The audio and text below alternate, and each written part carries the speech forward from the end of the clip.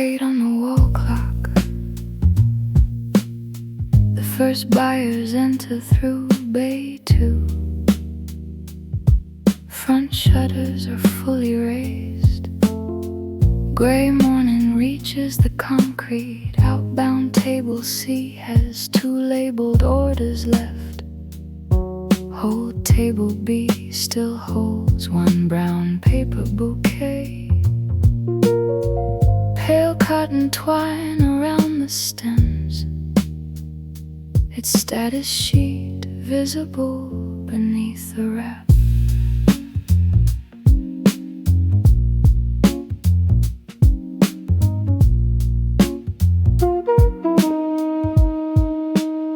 She stands near the receiving desk, watching the first-hand cards cross the aisle. Buyer codes called from printed sheets, labels checked before anything moves. 1 order leaves table A, then another from table C. A blue bucket rolls toward the front, its locked card still clipped above the rim. The market has shifted from preparation into pickup. Without change in the held bundle, 1 order gone, then another. 1 table growing clear, the bouquet on hold stays where it was. First buyers through bay 2. Paper labels checked before they leave. First buyers through bay 2. Buckets turning toward the street. Orders move, tables clear. Receipts fold beneath a hand. First buyers through bay 2. And 1 bouquet remains on hold.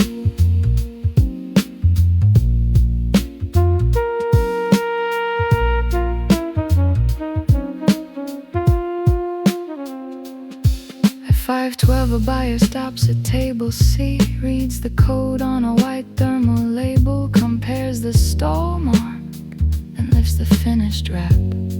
Brown craft, cotton twine, a label pressed flat on the upper fold. She signs the pickup line. The order disappears into a cart. The space beside it opens. Whole table B remains against the side wall. Its bouquet still has no buyer number. Marked orders leave, unmarked bundle stays. The aisle grows busier, the whole table does not. First buyers through bay 2. Paper labels checked before they leave. First buyers through bay 2. Buckets turning toward the street. Orders move, tables clear. Receipts fold beneath a hand. First buyers through bay 2. And 1 bouquet remains on hold.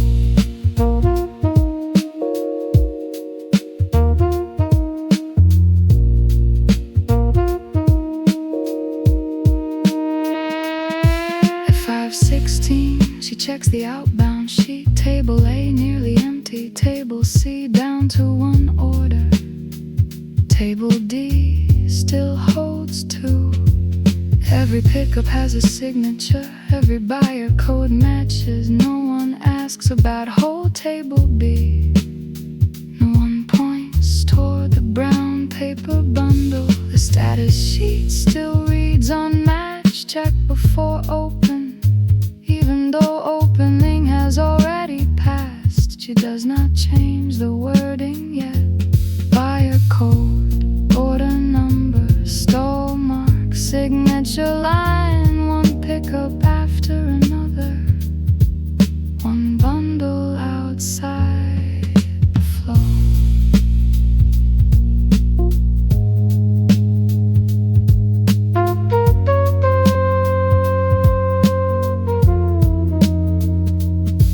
At 5:20 she walks the main aisle past blue buckets buckets, past stacked crates, past a pallet jack resting near the wall.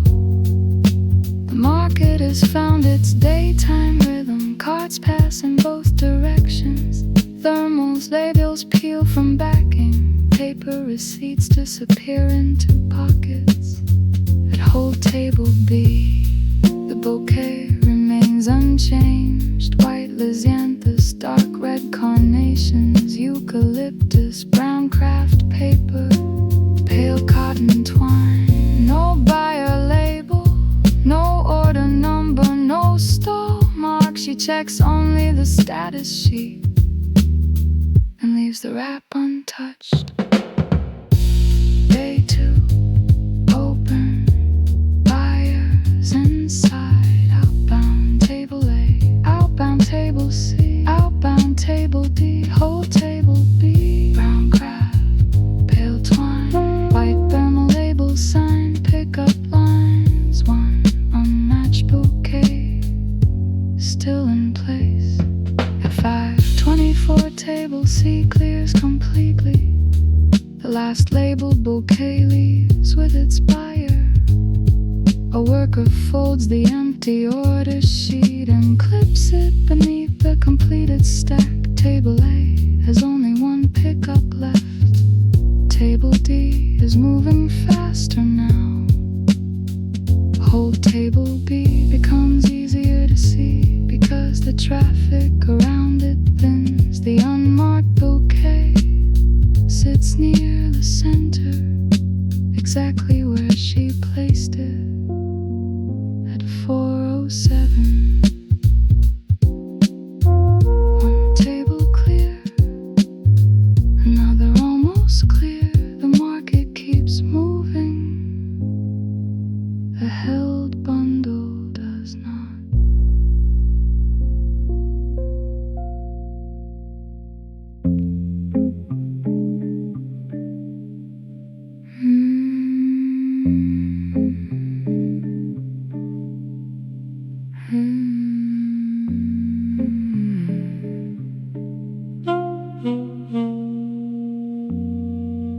.448 on the wall clock. The front roll-up doors begin to rise. A pale strip of outside air reaches the floor. The orange pallet jack turns into the main aisle. Buckets wait beside the stalls. Thermal labels feed from 2 printers. Whole table B stays against the side wall, with one brown paper bouquet still on it. She guides the pallet jack past aisle 4. 6 blue buckets grouped on the forks. Lock cards clipped above the rims. The wheels cross a damp line near the drain, then stop beside stall 7. She lowers the load, moves the buckets one at a time. Handles turned outward, labels kept clear. Nothing blocks the center aisle. Behind her another cart leaves receiving, and the open floor begins to fill.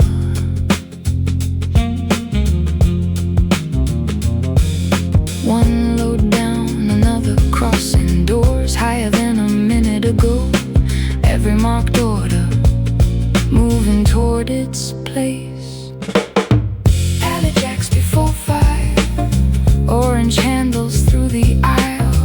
Pallet jacks before 5, buckets moving stall by stall. Lift the load, clear the crossing, keep the labels facing out. Pallet jacks before 5, while the market opens around them.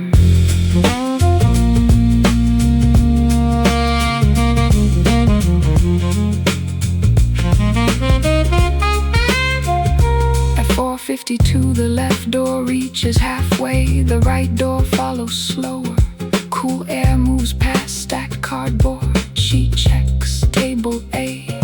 3 labeled orders ready, checks table C, 2 more waiting. Table D has 1 partial order, still marked open. Hold table B has the unmatched bouquet, brown craft intact, pale cotton twine unchanged. The status sheet still shows beneath the wrap, no new label beside it. Tables changing, carts passing, white thermal strips on every finished order. 1 bundle staying still at the edge of the traffic. Pallet jacks before 5, orange handles through the aisle. Pallet jacks before 5, buckets moving stall by stall. Lift the load, clear the crossing, keep the labels facing out. Pallet jacks before 5, while the market opens around them.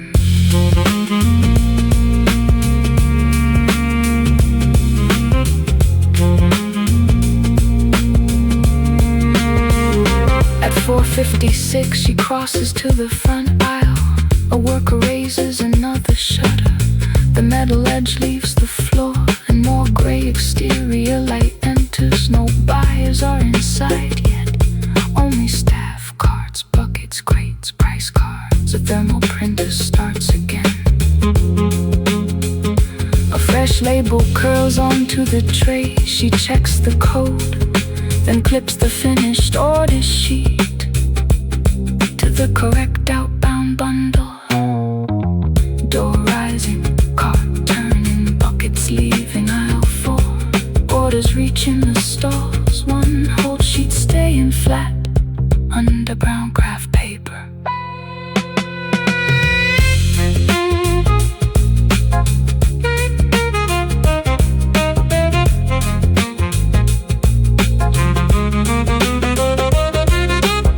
At 4:59 the orange pallet jack returns, this time carrying 3 shallow crates.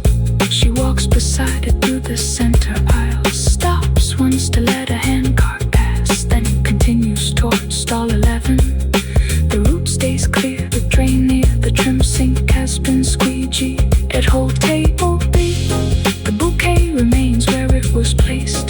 White Lizzie and this dark red carnations, eucalyptus, no buyer code, no order number, no stall mark.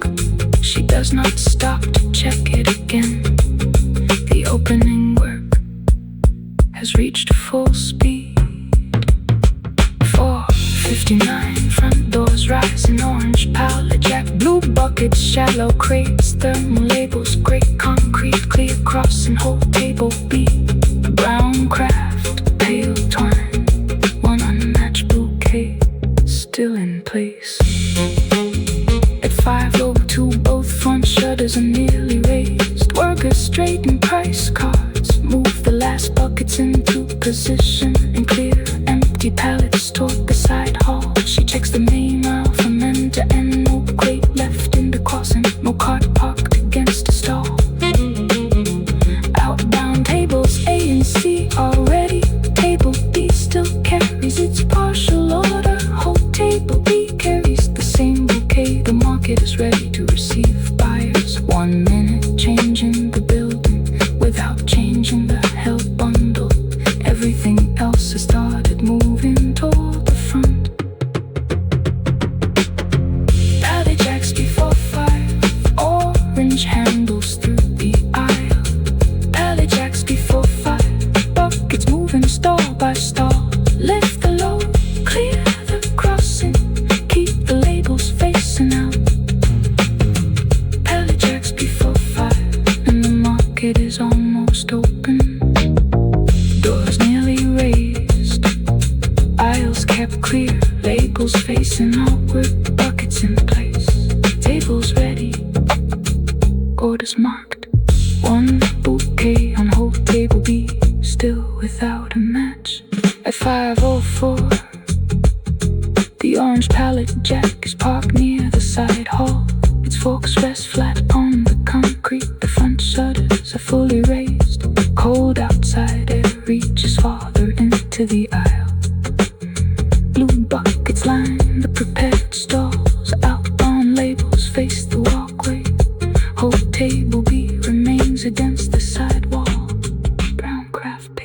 pale cotton twine. The status sheet stays.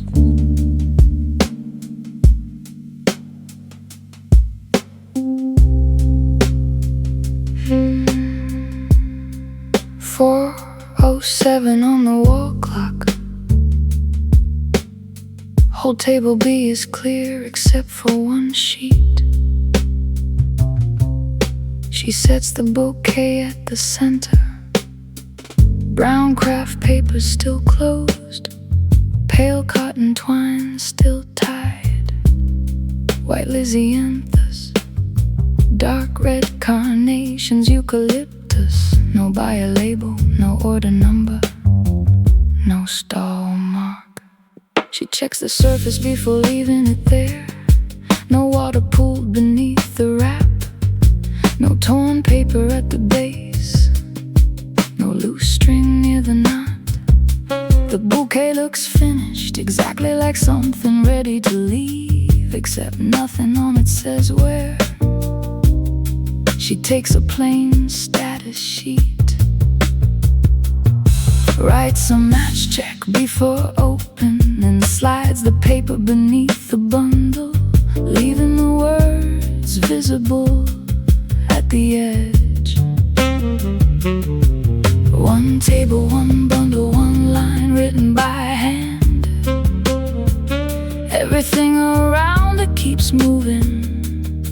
This one stays where it is. Whole table B, keep the bundle where it can be checked. Whole table B, brown paper resting over one white sheet. No buyer code, no order number, no destination yet.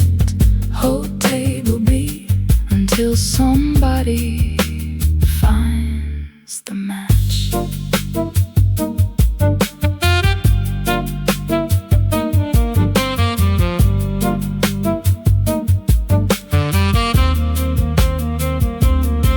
At 4:12 she returns to the wrap area, checks the completed worksheets once more. Table A, table C, table D, every buyer label already assigned, every printed strip accounted for. She compares the flower combination again. Lysianthus, dark carnations, eucalyptus. Nothing on the active order list matches the finished bundle exactly. She closes the folder and leaves the bouquet untouched. No reprint waiting, no damage label, no open buyer line. The paper beneath the bouquet carries the only instruction it has. Whole table B, keep the bundle where it can be checked. Whole table B, brown paper resting over one white sheet. No buyer code, no order number, no destination yet. Whole table B, until somebody finds a match.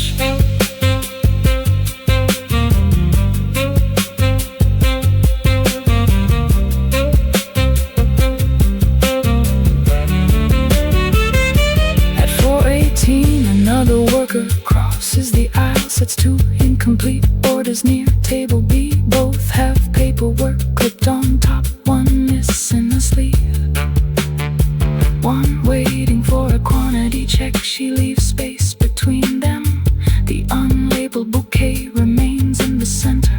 No clip, no printed code, no handwritten by a name. Its pale twine stays flat against the craft. The two incomplete orders leave again after their checks are finished. The bouquet does not. Two orders arrive, two orders leave. One bouquet remains, one status sheet beneath it. Brown paper, pale twine, no label added.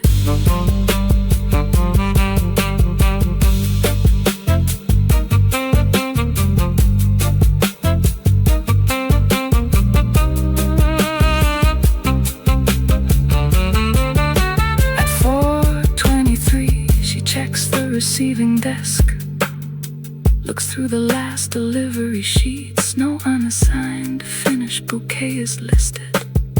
No substitution note appears in the margins. No bundle marked for later pickup. She checks the cold room count and the wrap log. The numbers are closed cleanly.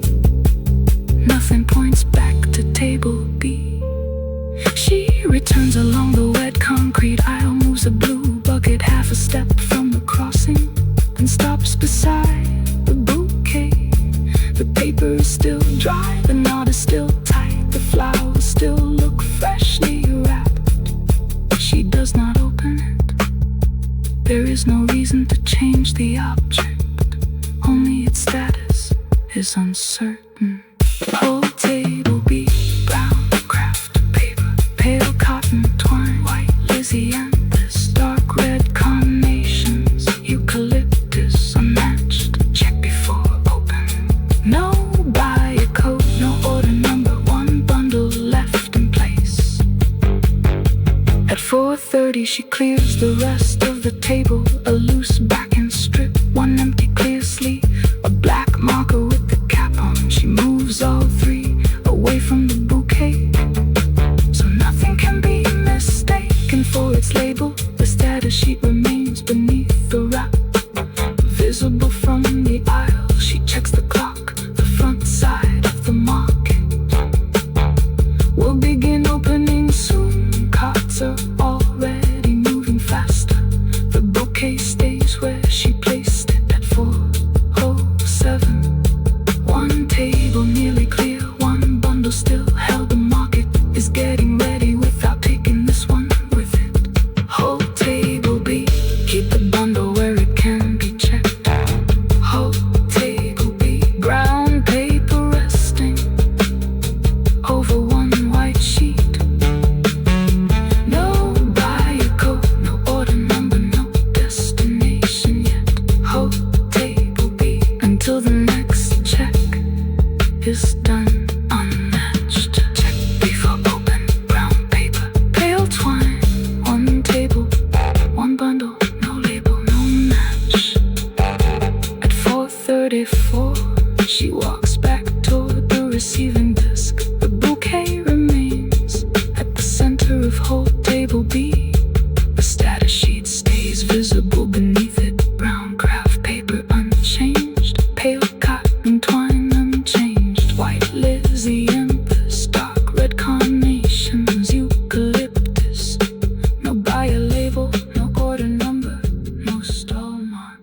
She checks the surface before.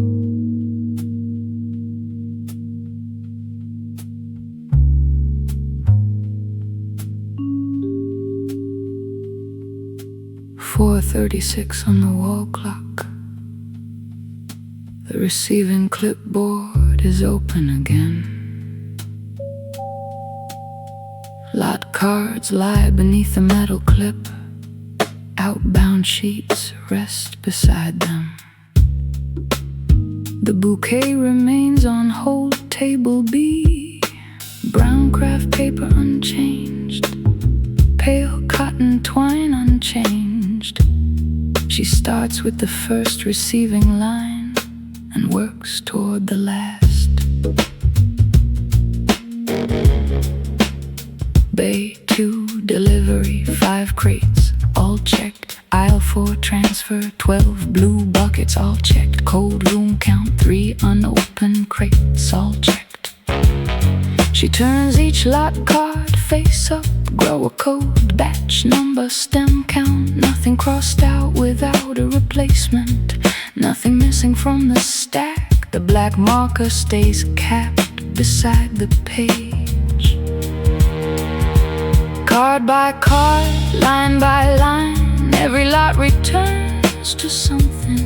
Every number has a place, except the bundle on table B. Lot cards on the clipboard, codes held flat beneath the clip. Lot cards on the clipboard, every count returning to the list. Check the crate, check the bucket, check the number one more time. Lot cards on the clipboard, and none of them belong to it.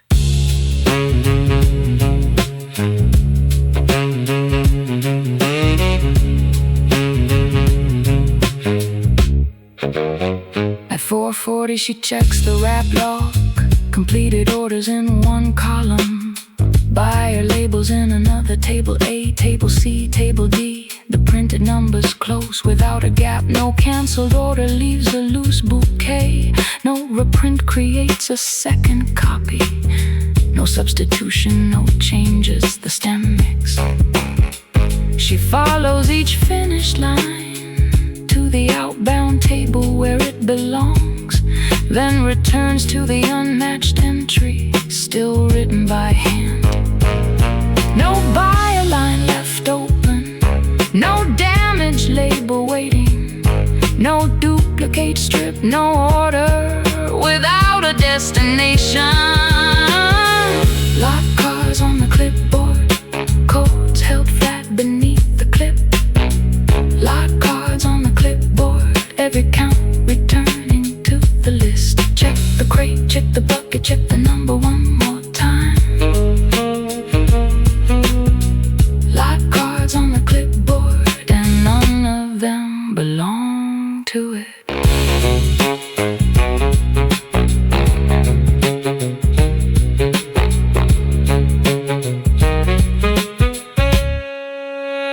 At 4:42 she counts the cold room lots. White lisianthus first, dark red carnations next, eucalyptus after that. Each quantity matches the earlier sheet. No shortage equals the wrap bouquet. No extra bucket explains the bundle. The receiving total's close. She writes a small check beside each line, then clips the cards back in order. Oldest delivery first, newest delivery last. Nothing from the room points toward whole table B. 3 flower groups, 3 clean counts, 3 sets of lot cards, 1 finished bouquet, still outside the paperwork.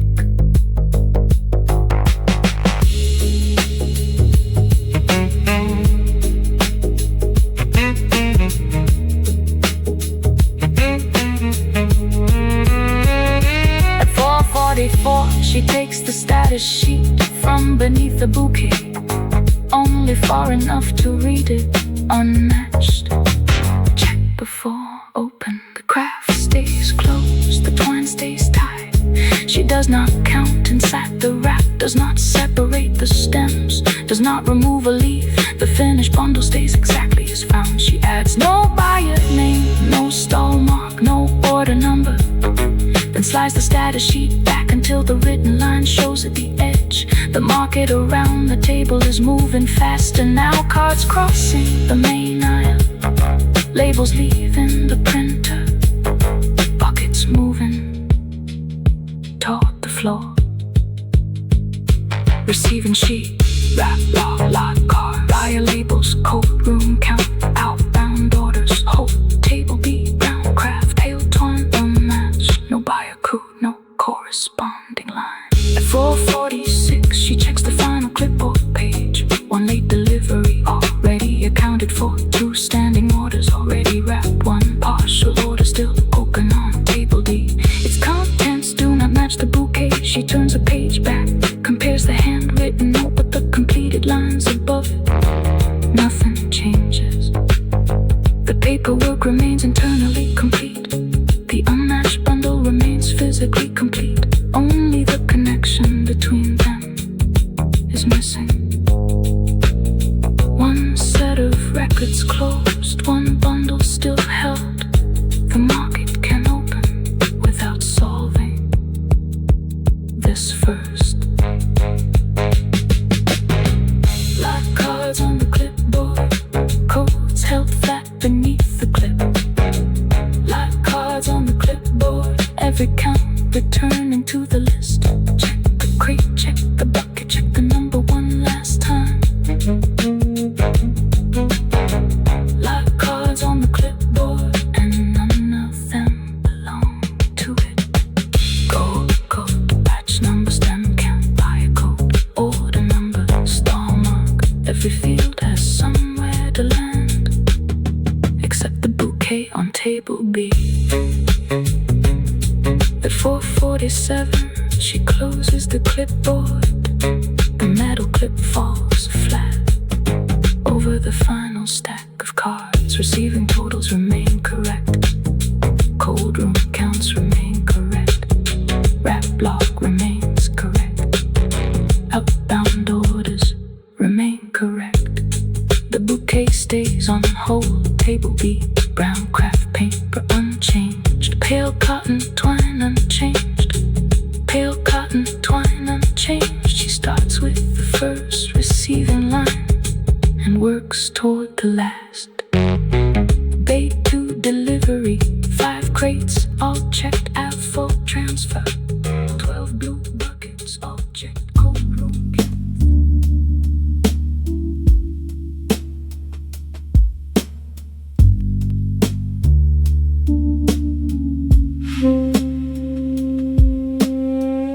4:07 on the wall clock. Whole table B is clear except for one sheet. She sets the bouquet at the center. Brown craft paper still closed. Pale cotton twine still tied. White lysianthus, dark red carnations, eucalyptus. No buyer label, no order number, no stall mark. She checks the surface before leaving it there. No water pool beneath the wrap. No torn paper at the base. No loose string near the knot. The bouquet looks finished, exactly like something ready to leave, except nothing on it says where. She takes a plain status sheet, writes unmatched, check before open, then slides the paper beneath the bundle, leaving the words visible at the edge. One table, one bundle, one line, written by hand.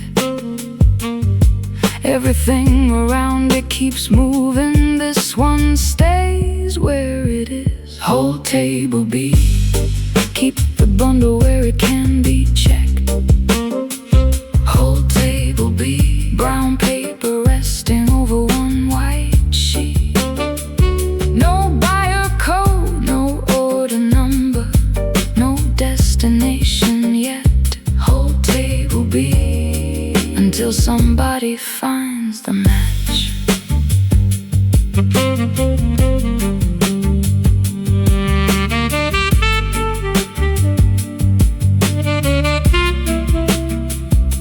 At 4:12 she returns to the wrap area, checks the completed worksheets once more. Table A, table C, table D, every buyer label already assigned, every printed strip accounted for. She compares the flower combination again. Lysianthus, dark carnations, eucalyptus. Nothing on the active order list matches the finished bundle exactly. She closes the folder and leaves the bouquet untouched. No reprint waiting, no damaged label, no open buyer line. The paper beneath the bouquet carries the only instruction it has. Whole table B, keep the bundle where it can be checked. Whole table B, brown paper resting over one white sheet.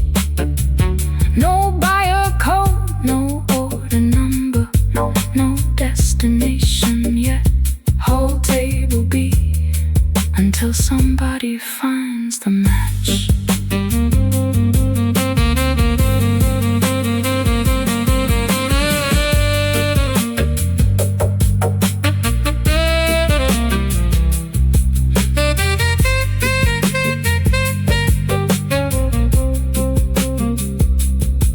At 4:18 another worker crosses the aisle, sets 2 incomplete orders near table B. Both have paper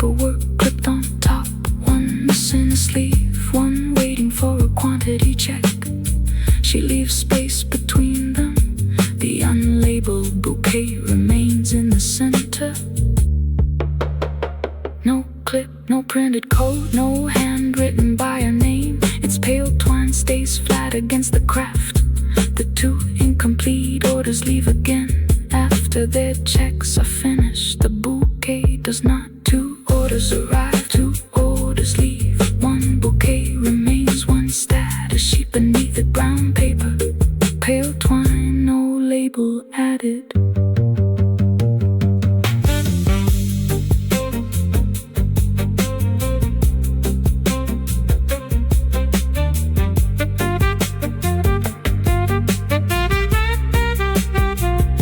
At 4:23 she checks the receiving desk, looks through the last delivery sheets. No unassigned finished bouquet is listed. No substitution note appears in the margins. No bundle marked for later pickup. She checks the cold room count and the wrap log. The numbers close cleanly, nothing points back to table B. She returns along the wet concrete aisle, moves a blue bucket half a step from the crossing, then stops beside the bouquet. The paper is still dry, the knot is still tight, the flowers still look freshly wrapped. She does not open it. There is no reason to change the object, only its status is uncertain. Whole table B, brown craft paper, pale cotton twine, white lysianthus, dark red carnations, eucalyptus, unmatched. Check before open. No buyer code, no order number, no destination yet. Whole table B until the next check is done. Unmatched. Check before open. Brown paper, pale twine, one table, one bundle, no label, no match. At 4:34 she walks back toward the receiving desk. The bouquet remains at the center of whole table B. The status sheet stays visible beneath it. Brown craft paper unchanged. Pale cotton twine unchanged. White lysianthus, dark red carnations, eucalyptus. Nothing has been removed. Nothing has been removed. Nothing has been removed. Nothing has been removed. Nothing has been removed. Nothing has been added. The nearby outbound tables continue filling with labeled orders. Table B stays quieter. One bouquet still waiting for a destination.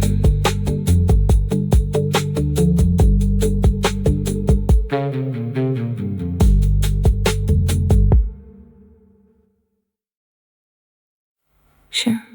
4:07 on the wall clock. Whole table B is clear except for one sheet. She sets the bouquet at the center. Brown craft paper still closed. Pale cotton twine still tied. White lysianthus.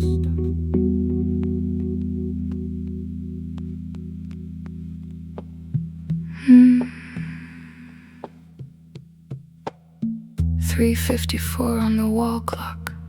Outbound table C holds 4 finished orders. 3 white labels face the aisle. One bouquet has none. Brown craft paper around the stems. Pale cotton twine tied at the center. White lysianthus, dark red carnations, eucalyptus. No buyer code anywhere on the wrap. She stops beside the table, checks the bouquet from top to base. No thermal label on the upper fold. No order number near the twine. No star mark on the back, no handwritten note beneath the paper. She lifts the bundle just enough to inspect the underside. Nothing there. The 3 neighboring orders remain marked, each with the code, each with the destination. This one carries only paper and string. 3 labels in a row, 1 space left blank. Everything around it already known.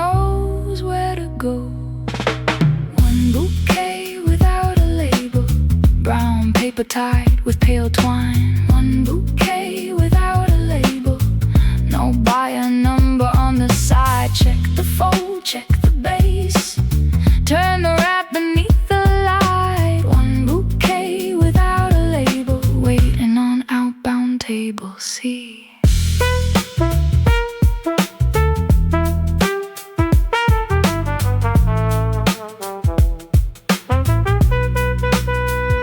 At 3:57 she opens the outbound sheet, runs one finger down the completed orders. Table A, table C, table D.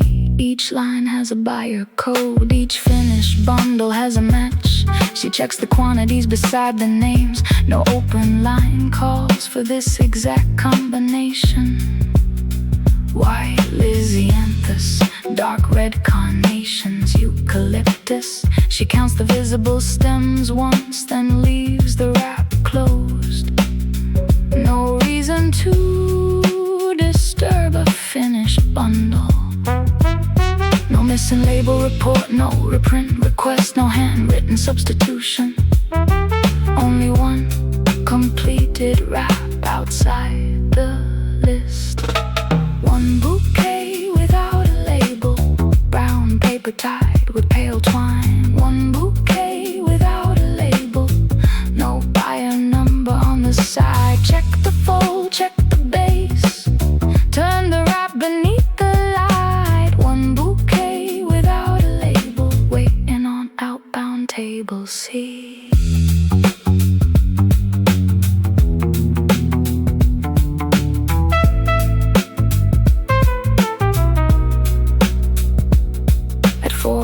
She walks back to the wrap table, checks the printer history. The last labels match the last finished orders. No duplicate, no cancel strip, no partial print. The backing tray is empty. She checks the buyer label stack. Nothing loose beneath the printer, nothing stuck to the scissors, nothing folded into the craft roll. The thermal printer shows ready, as if every order has already been handled. Brown craft, pale twine, white flowers, dark red flowers, green leaves. No label, no code, no table mark. One finished bundle without a destination.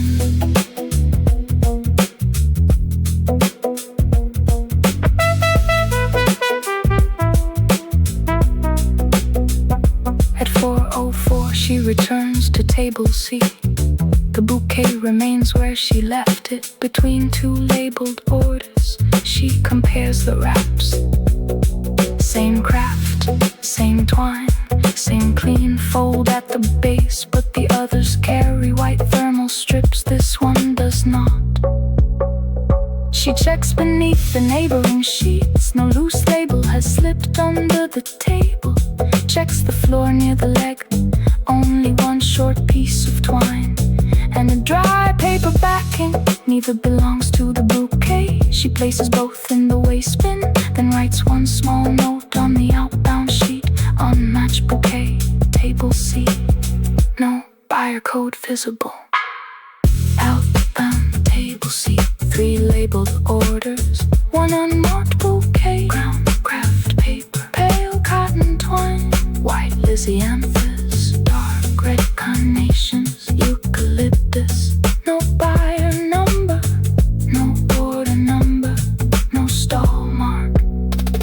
At 4:06 she checks the receiving clipboard. Lot cards remain accounted for. Cold room quantity still match. No shortage points to the bundle. No damage label report has been filed. No worker has left a reprint request. She looks across the market floor. Most stalls are still preparing. No buyers have entered. No one has come to claim the bouquet. The front doors remain locked, and the outbound tables keep their marked orders. One bundle finished, no destination missing. The market has a place for items that cannot move yet. One bouquet without a label, brown paper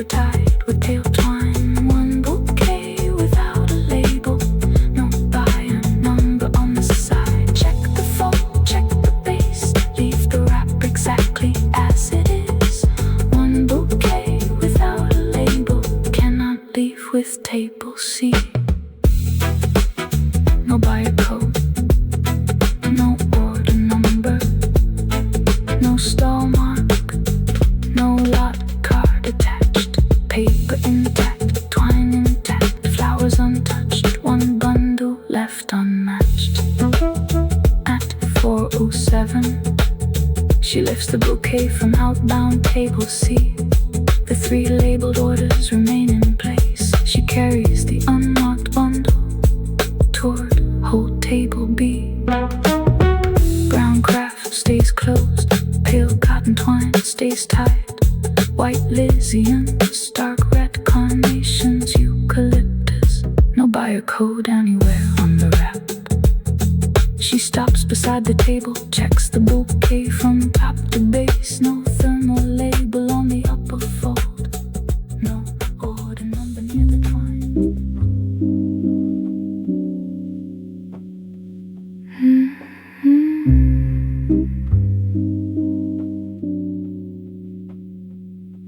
3:44 on the wall clock. The wrap table is clear, except for one order. Brown craft paper waits on the roll. Pale cotton twine rests beside the scissors. A thermal label curls from the printer. She checks the buyer number on the sheet, then pulls the paper across the table. The order calls for 12 stems, white Lysianthus from the cold room. 6 dark carnations, a small eucalyptus fill. Each lot already checked, each quantity written beside the buyer code.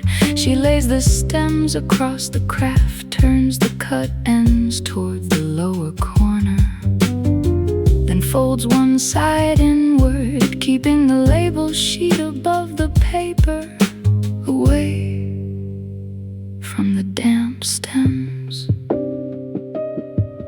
Brown paper, pale twine, buyer number on the page. Every piece moves forward with a place already marked. Brown paper at the wrap table, fold the edge and tie it clean. Brown paper at the wrap table, keep the buyer label where it can be seen. Check the order, match the count, print the number before it leaves.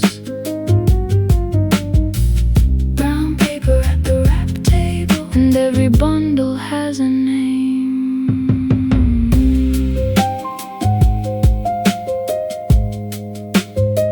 And every bundle has a name.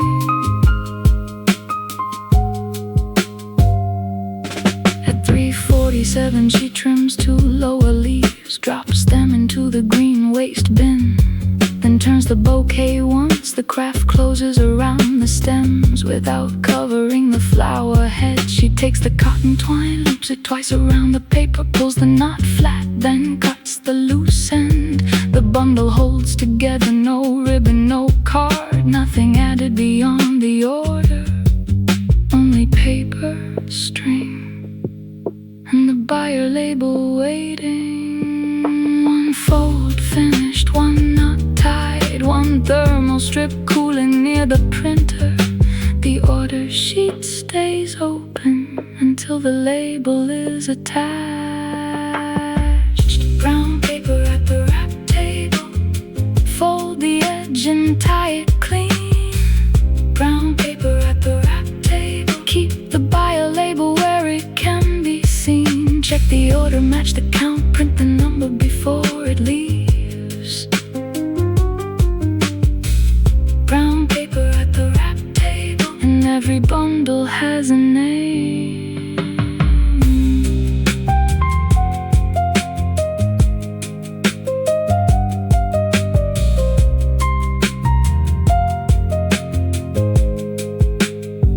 At 3:49 the printer feeds one label, buyer code on the first line, order number beneath it, stall mark at the lower edge. She reads all 3 against the sheet. Before peeling the backing away, the label goes on to the upper fold, flat against the dry craft. She presses each corner once, then checks the base of the wrap. The lot information remains on the worksheet. The finished bundle now has its destination, buyer code, order number, stall mark, 3 lines on one white label. Brown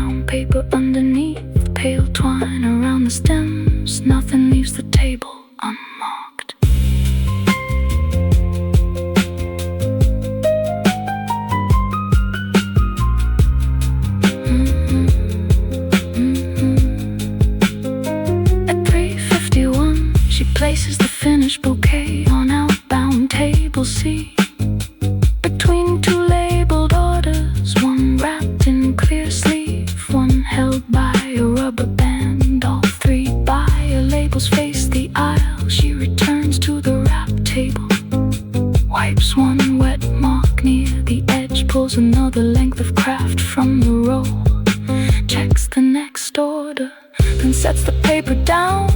The scissors stay near her right hand. The twine remains coiled beside them. The thermal printer shows ready.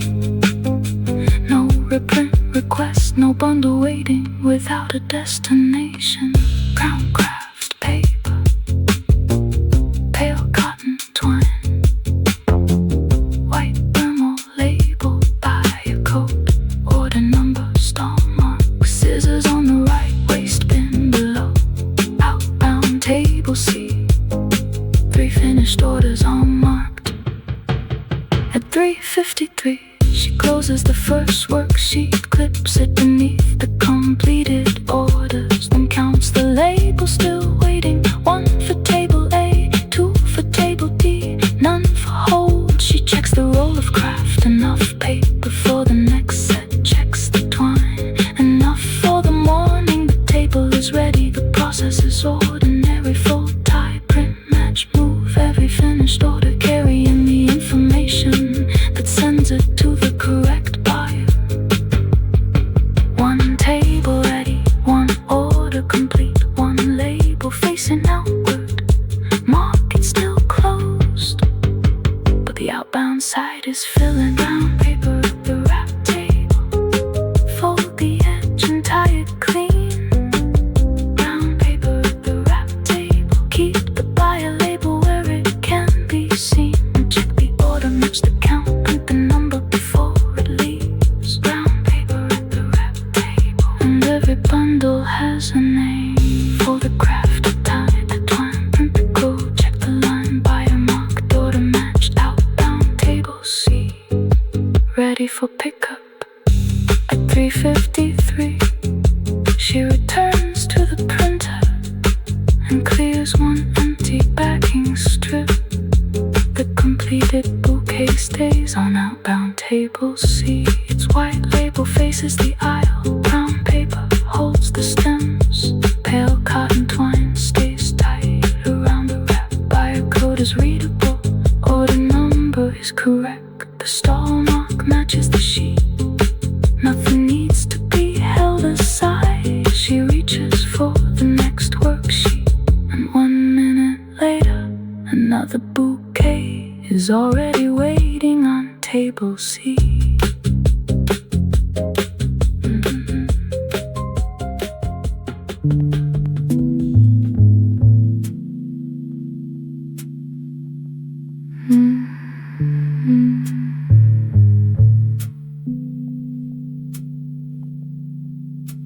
5:32 on the wall clock. The market is fully open now. Buyers move through the front aisle. Carts cross between the stalls. Outbound table C is empty. Whole table B still has 1 bouquet. Brown craft paper, pale cotton twine, white lysianthus, dark red carnations, eucalyptus. No buyer label. She returns to the table after checking the outgoing sheets. Table A is clear. Table C is clear. Table D has 1 order waiting. Every pickup carries a signature. Every order carries a code. The bouquet on hold table B still carries only the status sheet, unmatched. Check before open. The words are old now because the market has already opened. 1 table nearly clear, 1 bundle still held. Everything around it has moved into the day. The bouquet stays on hold. Brown paper resting over 1 white sheet. The bouquet stays on hold while the market moves around it. No buyer code, no order number, no stall mark on the wrap. The bouquet stays on hold, and nothing points to where it belongs.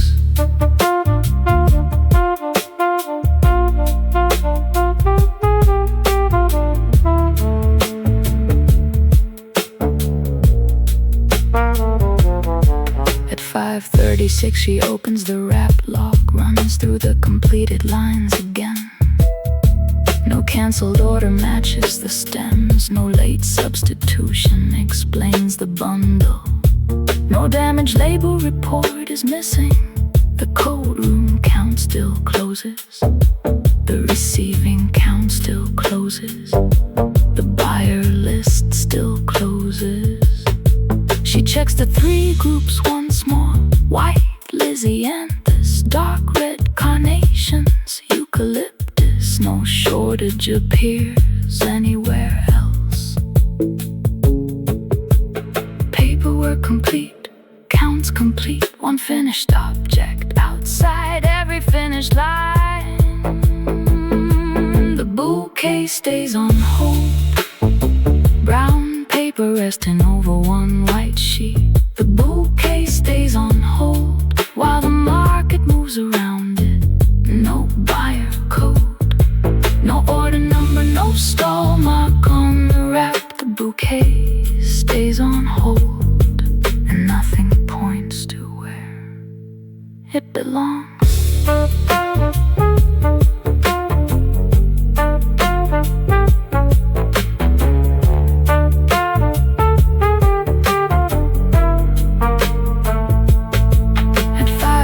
She lifts the status sheet, just enough to replace the wording.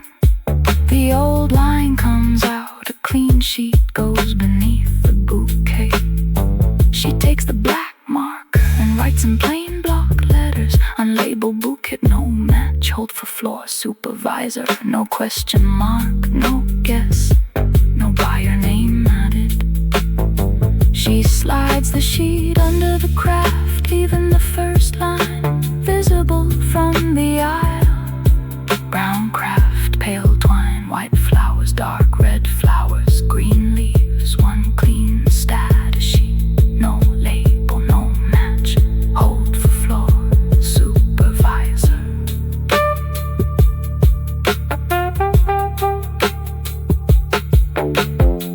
At 5:44 a buyer stops beside table B, long enough to read the status sheet, then continues toward another stall.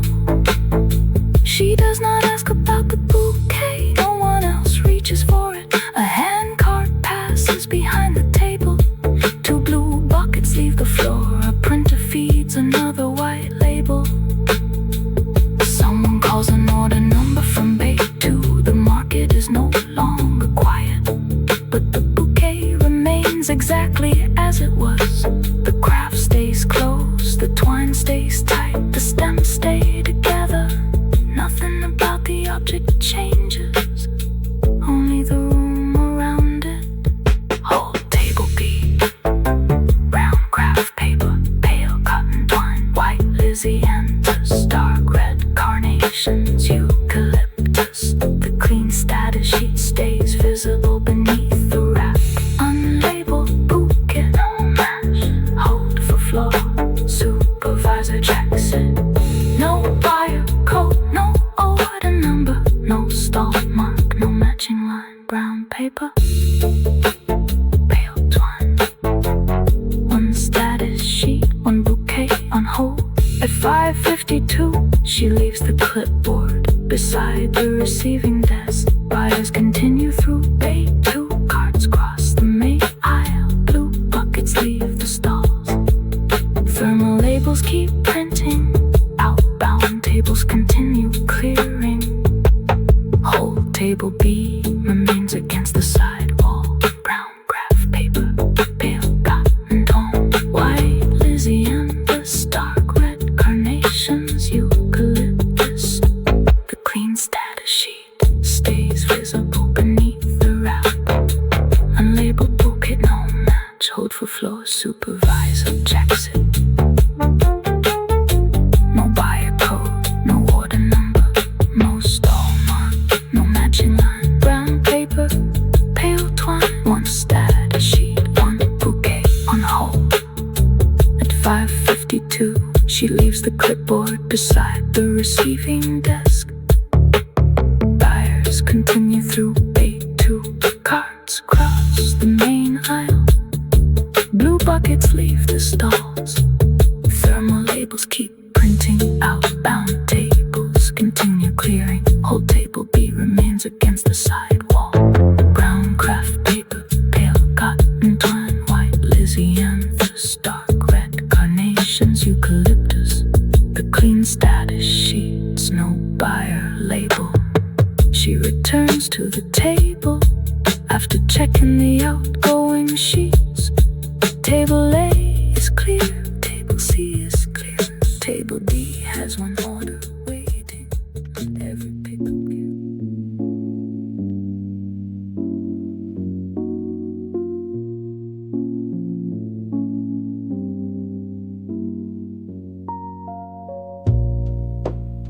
"5:08 on the wall clock. The first buyers enter through Bay 2. Front shutters are fully raised. Gray morning reaches the concrete. Outbound table C has 2 labeled orders left. Hold table B still holds 1 brown paper bouquet. Pale cotton twine around the stems, its status sheet visible beneath the wrap.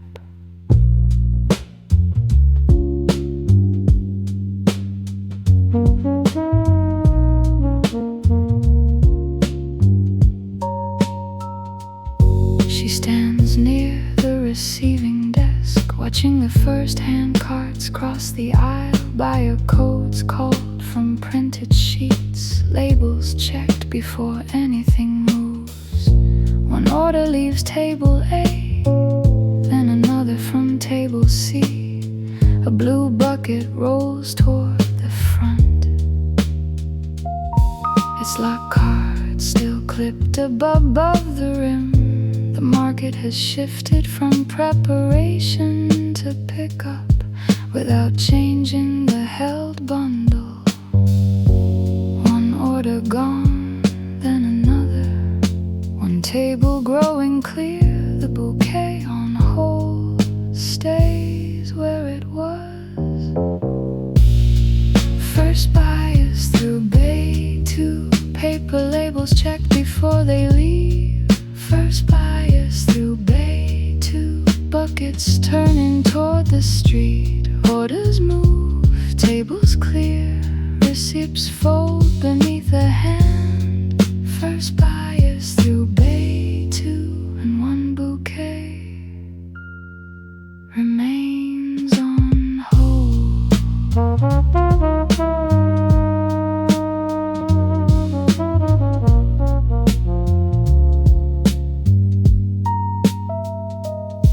At 5:12, a buyer stops at table C, reads the code on a white thermal label, compares the stall mark, then lifts the finished wrap. Brown craft cotton twine, a label pressed flat on the upper fold. She signs the pickup line, the order disappears into a cart. The space beside it opens whole. Table B remains against the sidewall. Its bouquet still has no buyer number. Marked orders leave, unmarked bundles stays. The aisle grows busier, the whole table does not. First buyers through Bay 2, paper labels checked before they leave. First buyers through Bay 2, buckets turning toward the street. Orders move, tables clear, receipts fold beneath a hand. First buyers through Bay 2, and 1 bouquet remains on hold.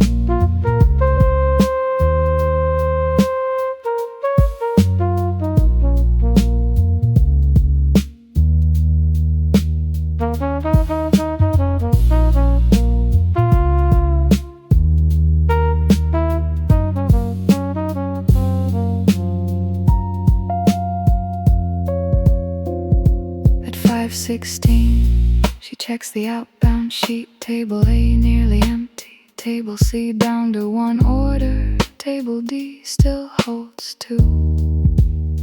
Every pickup has a signature.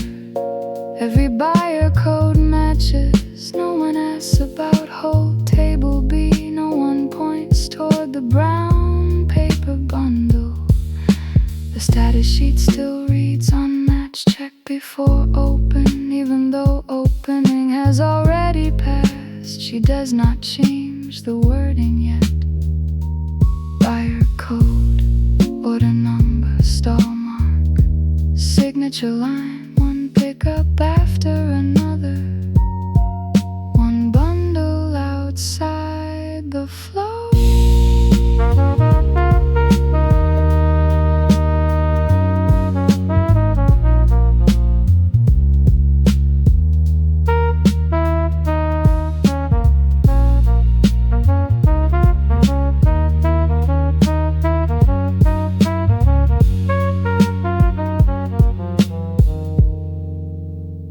At 5:20, she walks the main aisle, past blue buckets, past stacked crates, past a pallet jack resting near the wall. The market has found its daytime rhythm. Carts pass in both directions. Thermal labels peel from backing paper. Receipts disappear into pockets. At whole table B, the bouquet remains unchanged. White lisianthus, dark red carnations, eucalyptus, brown craft paper, pale cotton twine. No buyer label, no order number, no stall mark. She checks only the status sheet and leaves the wrap untouched. Bay 2 open, buyers inside. Outbound table A, outbound table C, outbound table D, hold table B. Brown craft, pale twine, white thermal labels, sign pickup lines. One unmatched bouquet still in place. At 5:24, table C clears completely. The last labeled bouquet leaves with its buyer. The worker folds the empty order sheet and clips it beneath a completed stack. Table A has only one pickup left.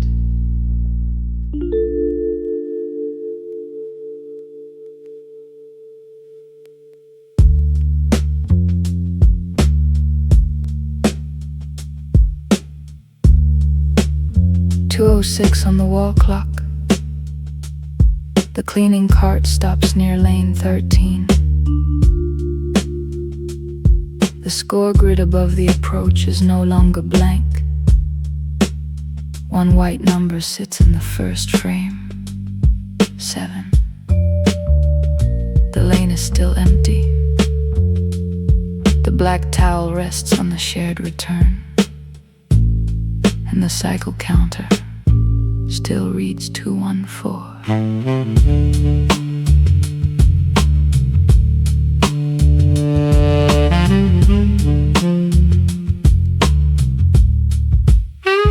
She looks from the screen to the lane. No one stands at the foul line. No ball moves beneath the lights. The return housing stays quiet. Lane 12 is closed, lane 14 is closed. Only 13 shows a new entry. She walks toward the scorer console, opens the lane status page, closed. The session has not reopened. The number remains above the approach. One cell fills again, no throw beneath its 7 on the grid. 244 at the machine. The same two systems refusing to tell the same story. Frame 1 fills again, 7 under the lane number. Frame 1 fills again with no ball crossing the arrows. No cycle added, no return motor. Only one more score in white.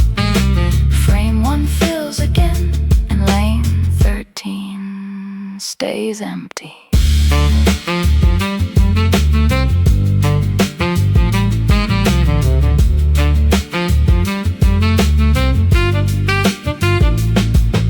At 2:12, she opens the event list. The earlier 8 is already cleared. A new scoring input sits below it.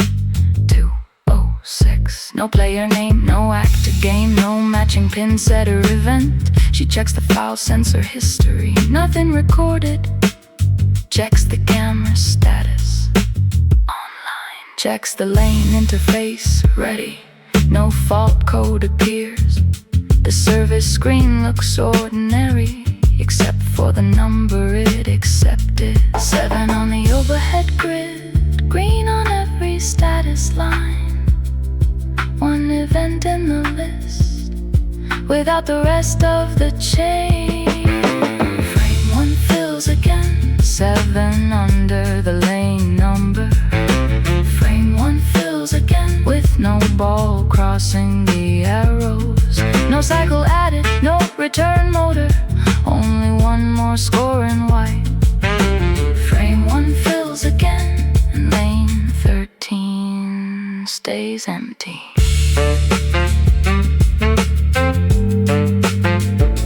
Stays empty.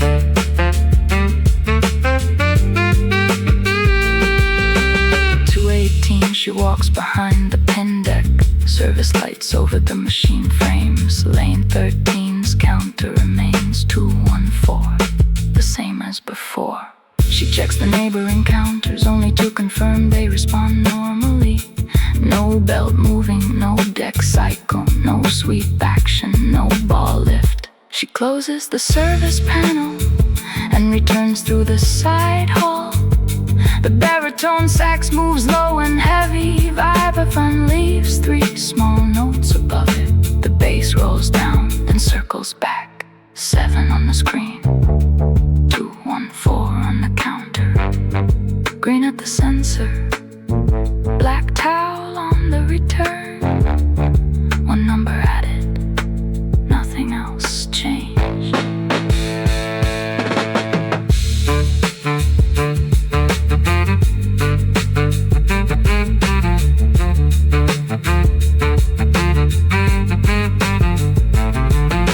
At 2:26, she stands below the score. Looks up at the first frame.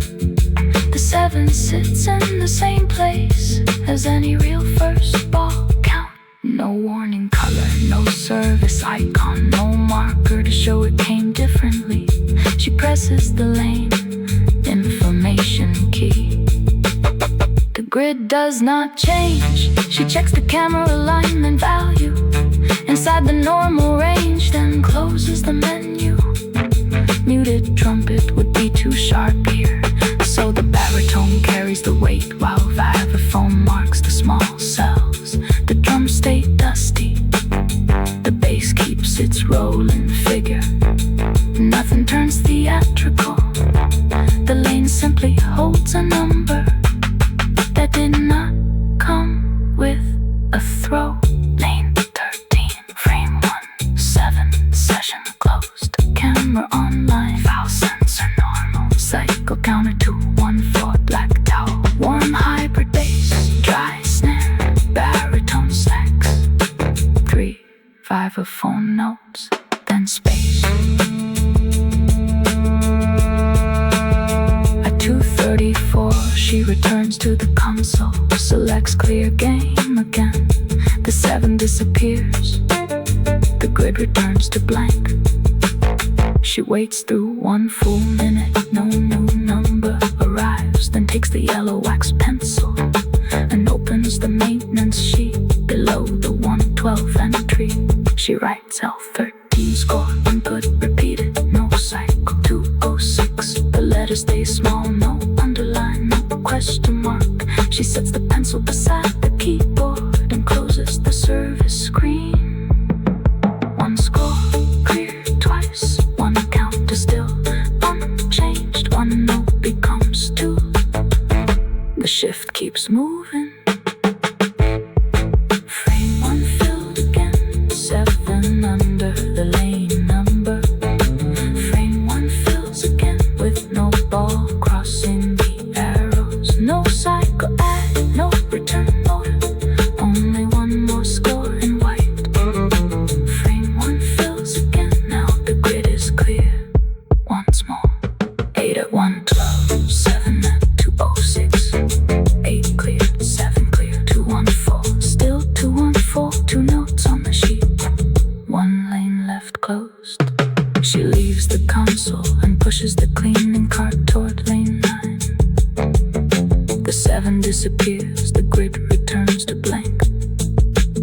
She waits through 1 full minute, no new number arrives, then takes the yellow wax pencil and opens the maintenance sheet below.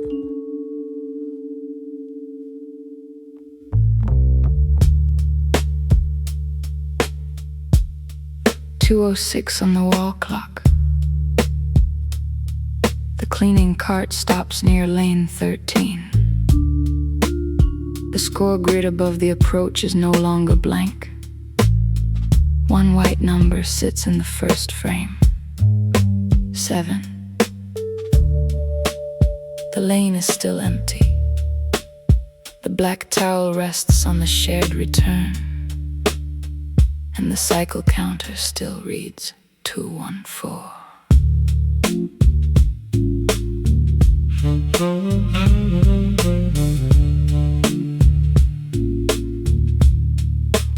She looks from the screen to the lane. No one stands at the foul line. No ball moves beneath the lights. The return housing stays quiet. Lane 12 is closed. Lane 14 is closed. Only 13 shows a new entry. She walks toward the scorer console, opens the lane status page, closed. The session has not reopened. The number remains above the approach. 1 cell fills again, no throw beneath it. 7 on the grid, 214 at the machine. The same 2 systems, refusing to tell the same story. Frame 1 fills again, 7 under the lane number. Frame 1 fills again, with no ball crossing the arrows. No cycle added, no return mode, only 1 more score in white. Frame 1 fills again, and lane 13 stays empty.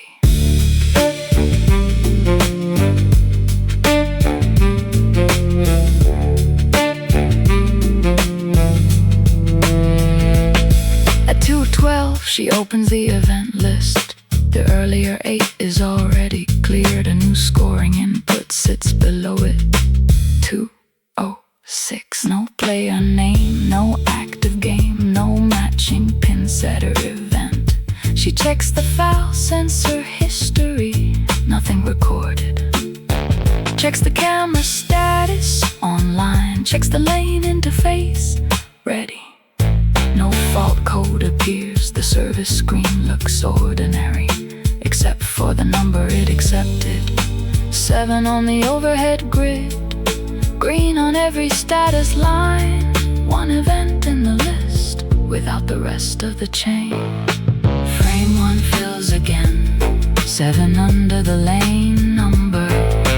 Frame 1 fills again, with no ball crossing the arrows. No cycle added, no return mode, or only 1 more score in white.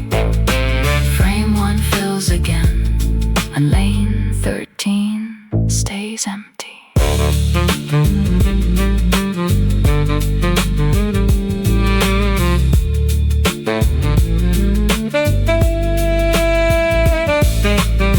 At 2:18, she walks behind the pin deck. Service lights over the machine frames. Lane 13's counter remains 214, the same as before.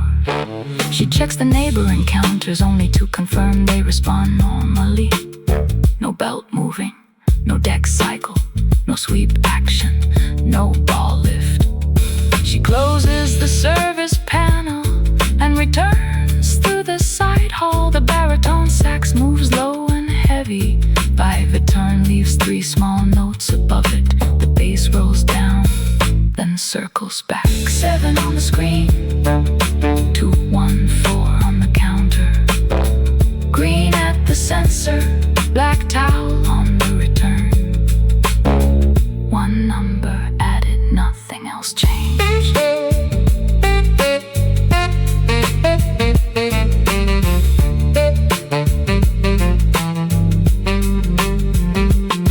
At 2:26, she stands below the scorer, looks up at the first frame. It's in the same place as any real first ball count. No warning color, no service icon, no marker to show it came differently. She presses the lane information key. The grid does not change. She checks the camera alignment value inside the normal range, then closes the menu. Muted trumpet would be too sharp here, so the baritone carries the weight, while vibraphone marks the small cells. The drums stay dusty, the bass keeps its rolling figure.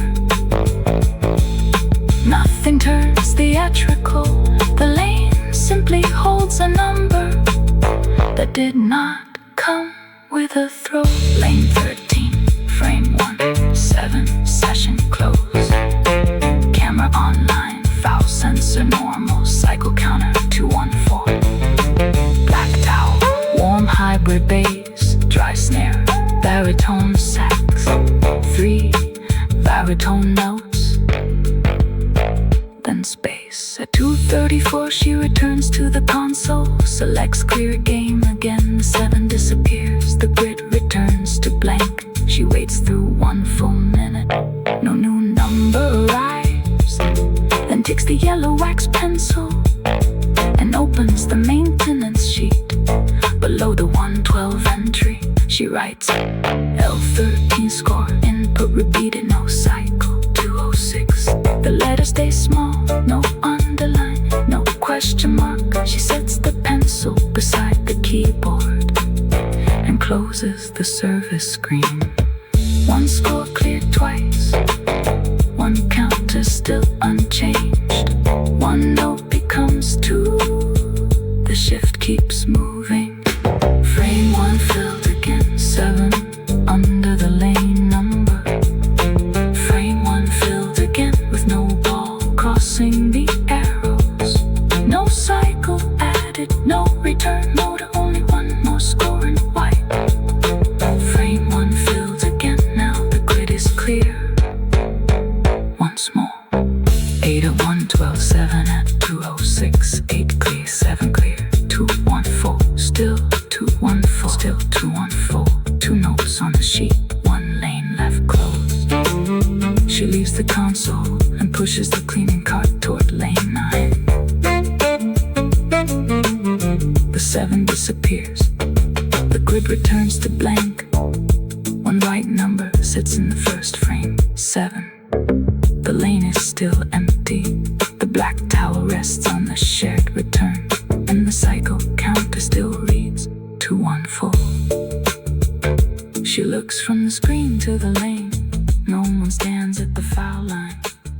The ball moves beneath the light.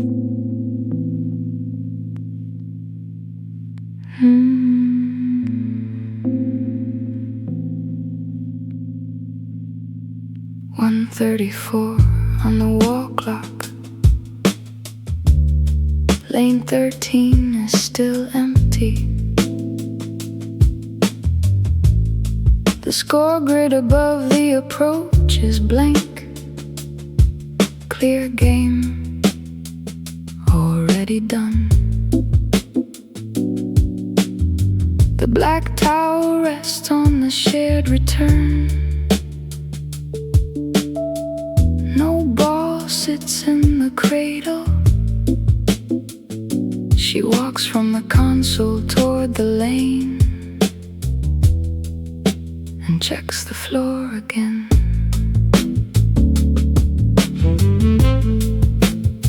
The return housing is quiet, black plastic under the house lights. She lifts the towel by 1 corner, looks along the cradle. Then beneath the upper lip, no ball caught against the belt, no second ball hidden behind the lift. The motor does not start, the rubber surface stays still. She folds the towel once and sets it beside the scratches near the right edge. No ball in the return, no number on the grid. 1 lane closed, the bass holds low and leaves room in the return. Nothing waiting under black plastic. No ball in the return. No throw beneath the empty frame. The motor stays quiet. The score stays clear. No ball in the return, and the lane keeps standing still.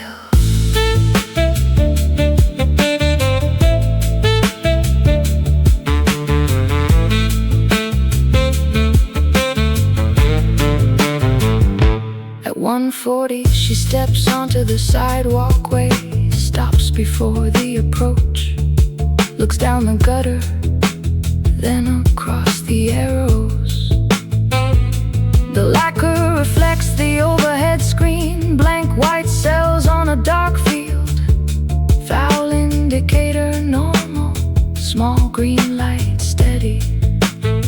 She checks the edge of the foul line, no shoe mark beyond it, no loose object near the boards, only the clean surface. A maintenance cloth folded near the side rail, and the long distance to the pins. Green at the sensor, blank on the screen, black gutters on both sides. The snare falls late, the tenor waits behind it.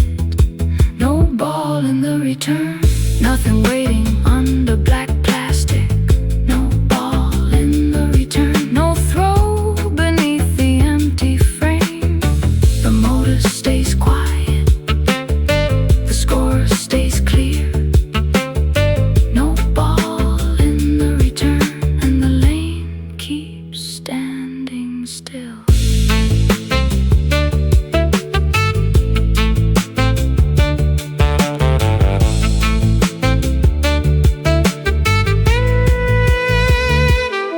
At 1:47, she reaches the pin set, a corridor, service light above the frame, warm air behind the machines.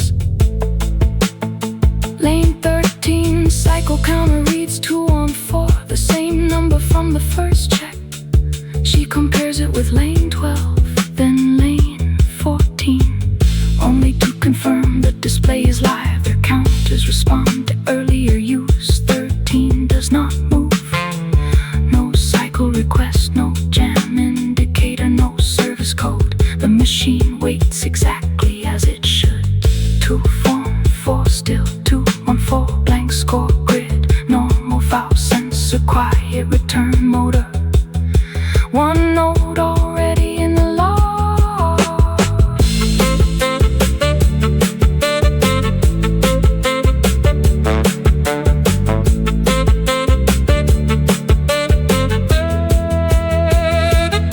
At 1:55, she opens the small service panel, checks the scoring camera status, online, checks the lane interface, ready, checks the pin setter link, ready. No red field, no yellow warning, no stored fault. She closes the panel and walks back toward the front. Tenor sax stretches into a long phrase, roads leave suspended minor space beneath it. Warm up bright bass holds one rounded note, then moves down by a step. The drum stays sparse, a deep kick, a dry snare, a few ghost notes. Nothing in the room needs to sound suspicious. Lane 13, score click blank, cycle counter 214, foul sensor normal, black return cover, folded towel, warm up bright bass, suspended roads, soft kick, dry snare, tenor sax between long space.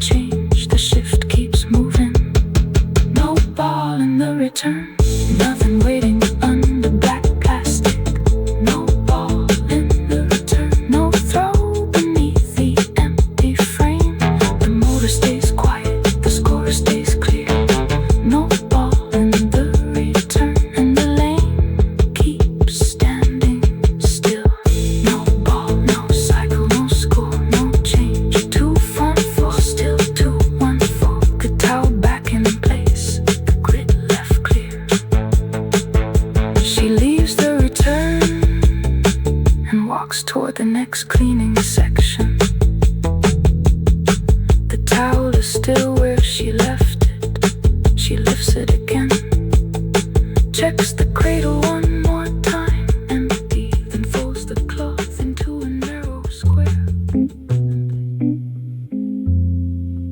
Dun, dun, dun.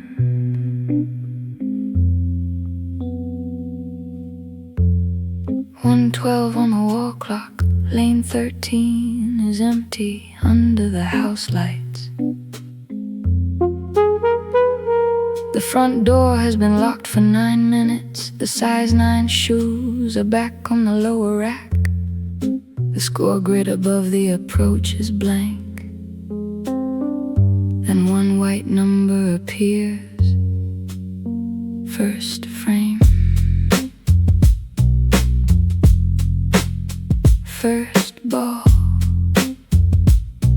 8. She looks up from the closing checklist. No one stands on the approach. No ball moves down the maple. The black return between 12 and 13 holds only the folded towel. Lane 12 is closed. Lane 14 is closed. The score above 13 now shows an 8 in the first cell. She walks from the desk toward the foul line without changing her pace. One number on the grid, no throw beneath it. One lane still, the base rolls forward, then comes back. Lane 13 scores an 8 with no ball on the lane. Lane 13 scores an 8. One white number in the frame. No pin setter cycle, no return motor, only the scorer changing once. Lane 13 scores an 8, then waits beneath the lights.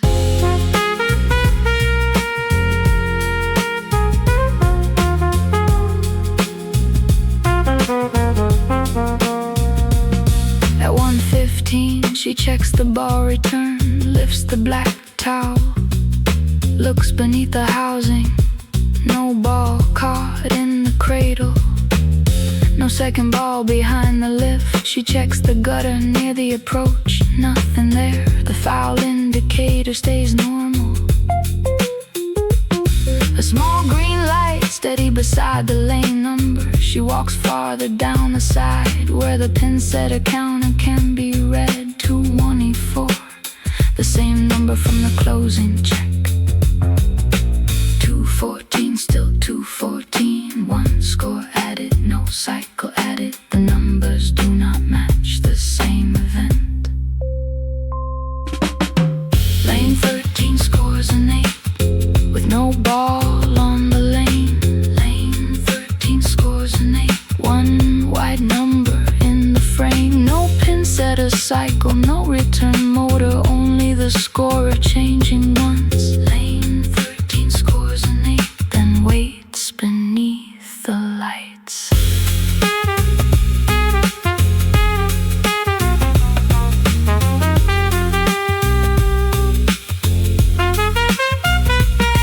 At 1:20 she returns to the console, opens the lane 13 service screen. Session status closed, score status online, foul sensor normal, pin setter communication ready.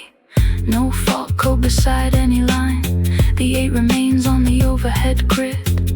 She checks the event list. One scoring input at 1:12. No corresponding cycle beneath it. No name in the player field. No game opened at the front desk. Closed on the console, 8 on the screen. 224 at the machine. One input without the rest. Nothing else has moved.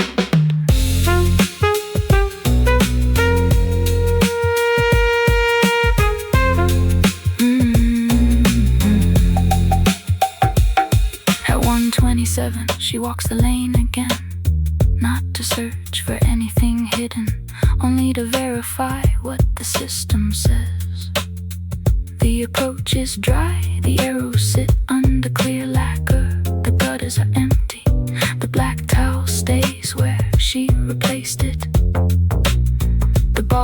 return housing is quiet at the pin deck, nothing has cycled. Muted trumpet cuts through short phrases.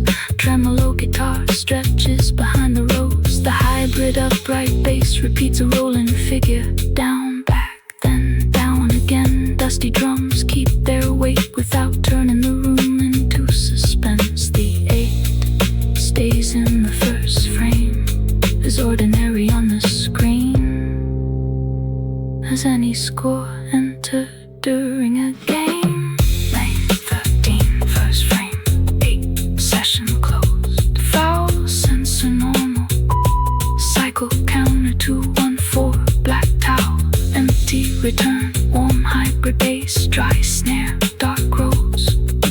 Muted trumpet, tremolo after the space. At 1:32 she selects clear game. A confirmation box appears. She presses it once, the 8 disappears. The first frame returns to blank. The score holds on the empty grid. No second number arrives.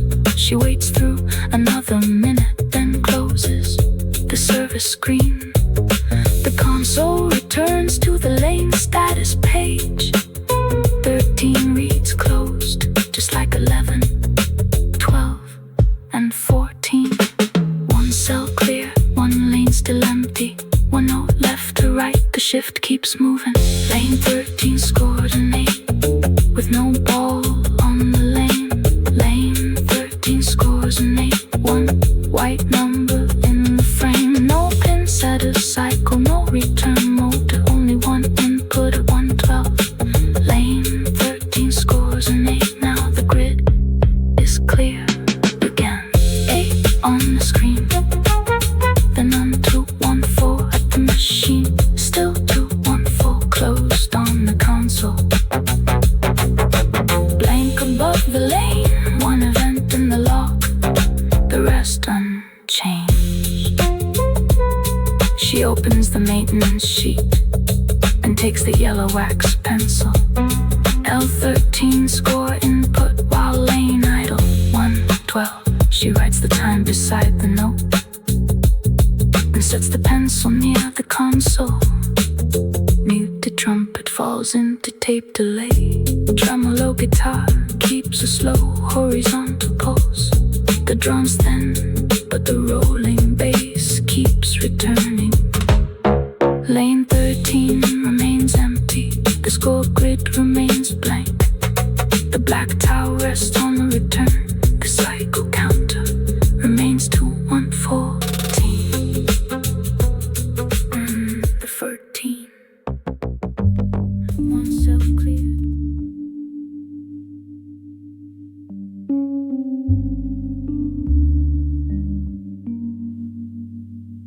"12:31 on the wall clock.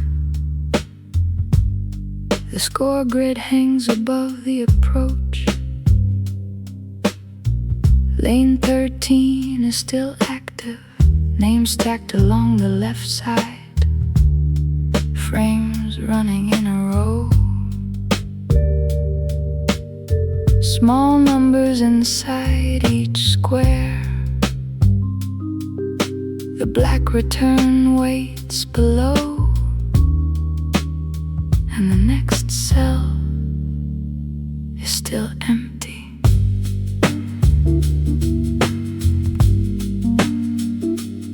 She stands near the front desk, watching the last game settle toward its end. One player steps onto the approach. The lane reflects the score above.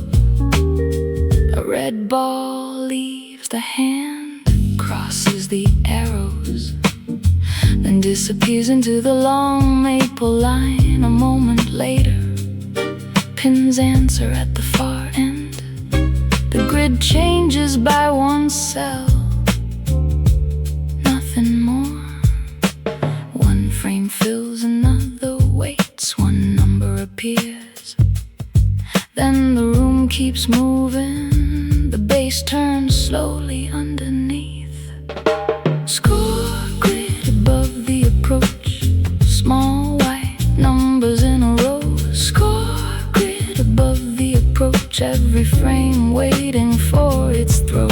One cell fills, one stays clear. The game moves forward line by line. Score grid above the approach, and the last frame is not there yet.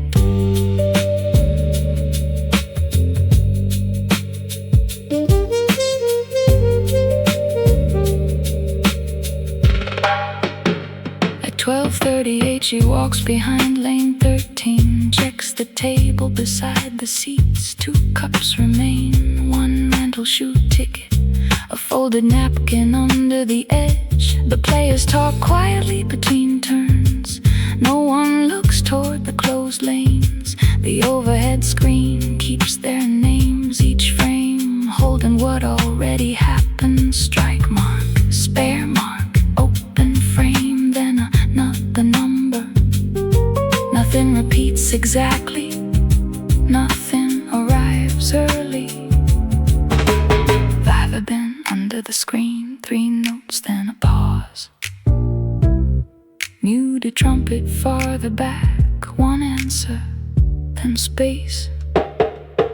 Score grid above the approach, small white numbers in a row. Score grid above the approach, every frame waiting for its throw. 1 cell fills, 1 stays clear. The game moves forward line by line. Score grid above the approach, and the last frame is not there yet.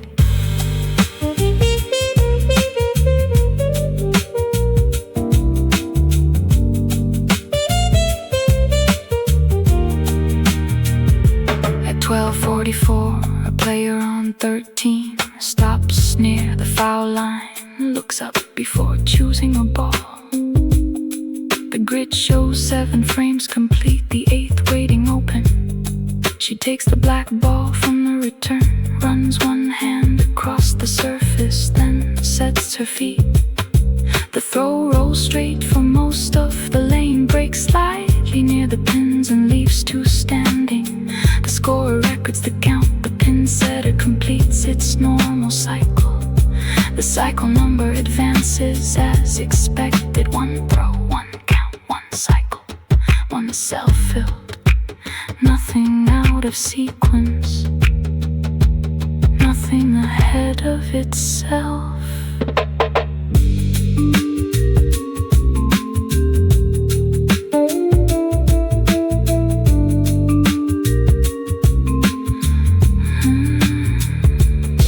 At 12:50, the room has fewer voices now.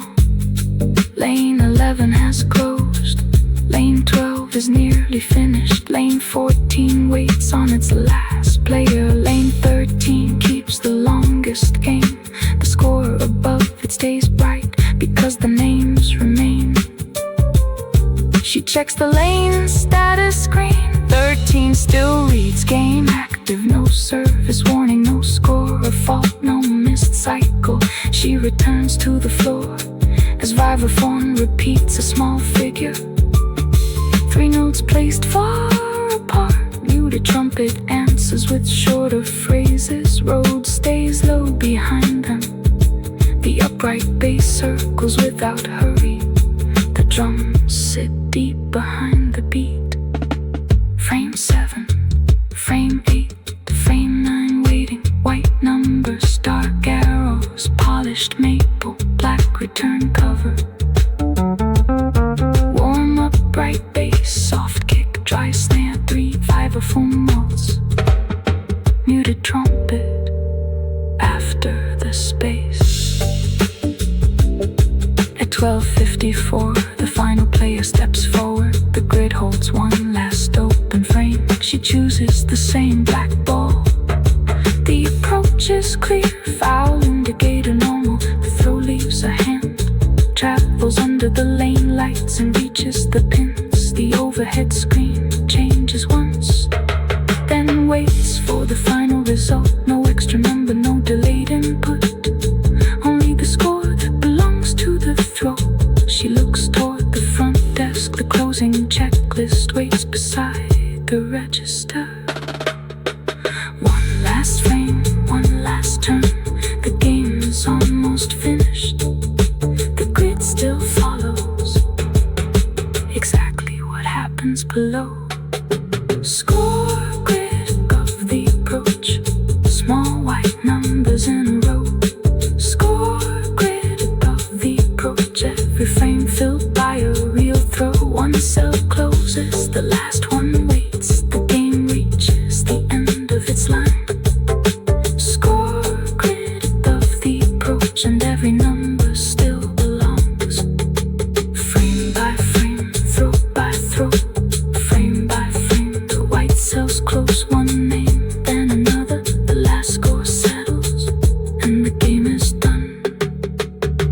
scorer holds the final totals above lane 13.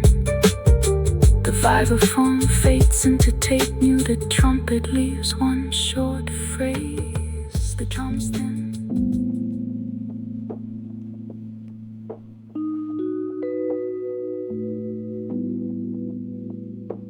3:21 on the wall clock.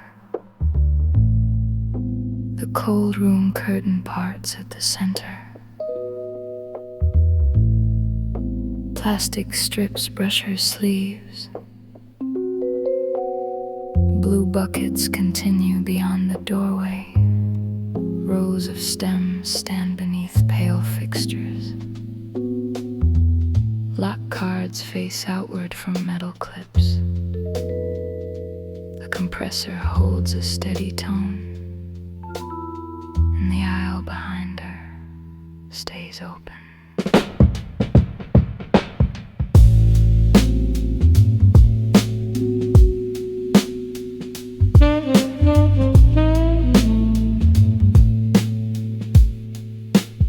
She carries 2 buckets inside, sets them beside the first rack,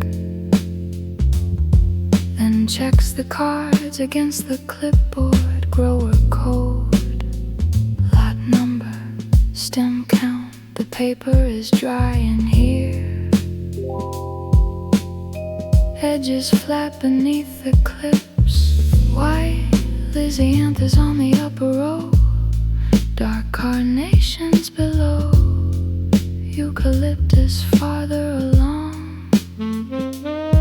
Each group separated by a lot, each quantity written before storage. 1 card per lot, 1 clip above the rim, 1 row behind another. Nothing mixed, nothing missing. Stems under the cold room light. Tags turn toward the aisle. Stems under the cold room light. Every lot still named and counted. Read the code, check the number, leave the card where it can show. Stems under the cold room light, waiting for the next table.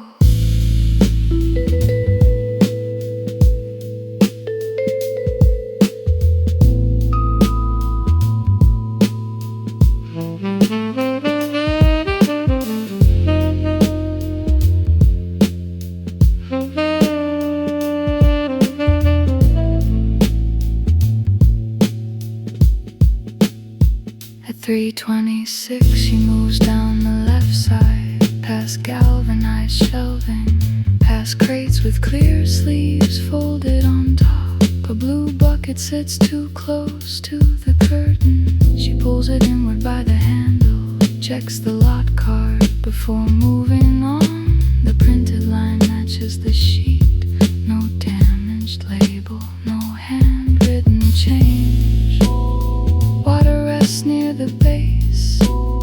She marks the floor for the next squeegee pass, then continues toward the back rack. Cold room, metal rack, blue bucket, paper card above the water line. The work stays quiet because every mark still belongs somewhere. Stems under the cold room light. Tags turn toward the aisle. Stems under the cold room light. Every lot still named and counted. Read the code, check the number, leave the card where it can show. Stems under the cold room light, waiting for the next table.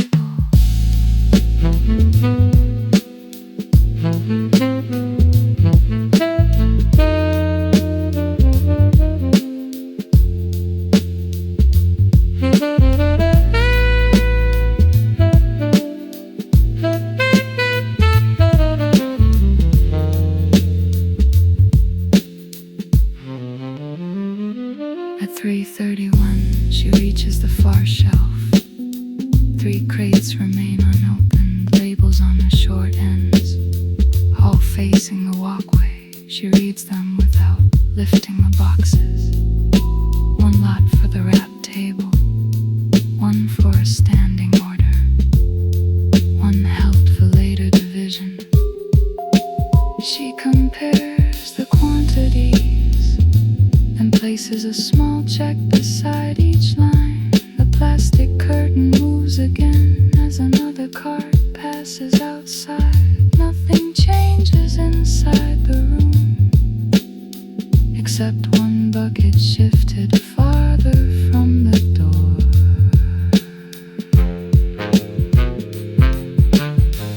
3 crates, 3 cars, 3 check lines, cold air across the concrete. No order without a code, no bucket without a clip.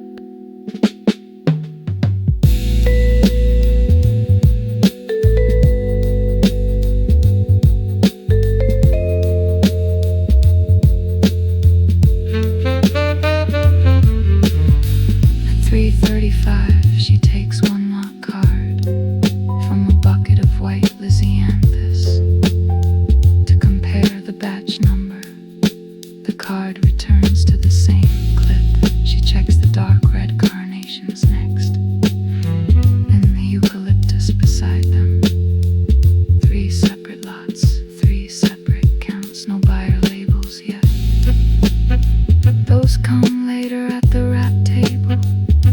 For now, the receiving information is enough. She closes the clipboard and leaves it on the stainless shelf beside a clear sleeve and a roll of tape. The cold room door remains open only through the strips. Nothing here needs to be held aside. White lisianthus, dark red carnations, eucalyptus, blue buckets, galvanized rack, lot cars, metal clips, clear sleeves, cold concrete, 3 check lines, 1 clipboard closed.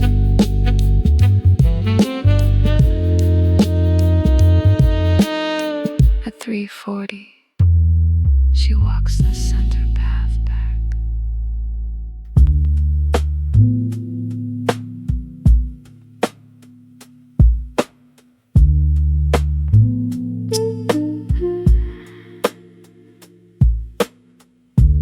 .41 on the wall clock.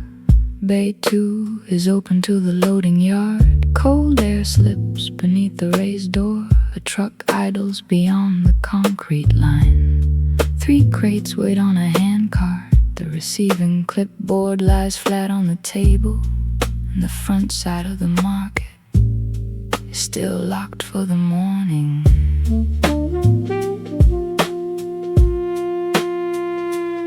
She checks the delivery sheet, grower code, lot number, crate count, then draws one short mark beside the total. A rubber wheel crosses the threshold, 1 crate at a time, cardboard darkened along the lower edge.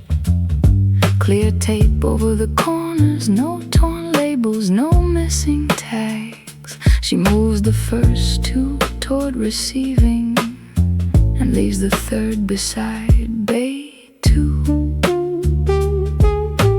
1 door raised, 1 truck waiting, 1 list under her hand. The building is working long before the buyers arrive. Roll-up doors at 2:41, coal yard behind the loading bay. Roll-up doors at 2:41, crates moving in before the day. Check the count, check the tag, move them past the concrete line. Roll-up doors at 2:41, and the front remains closed.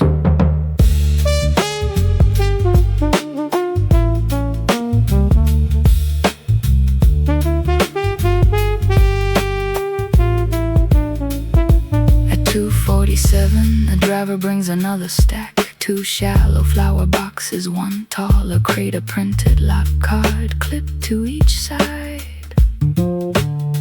She reads the numbers against the sheet, then turns the clipboard so the page stays dry. A pallet jack waits near bay 1, orange handle down, forks tucked beneath an empty pallet. No one needs it yet. The hand card is enough for this load. 4 boxes checked, then 5, every label facing outward, every mark staying with its crate. Nothing leaves the bay uncounted. Rolled up doors of 241, cold yard behind the loading bay. Roll up doors of 241, crates moving in before the day. Check the count, check the tags, move them past the concrete line. Roll up doors of 241, and the front remains closed.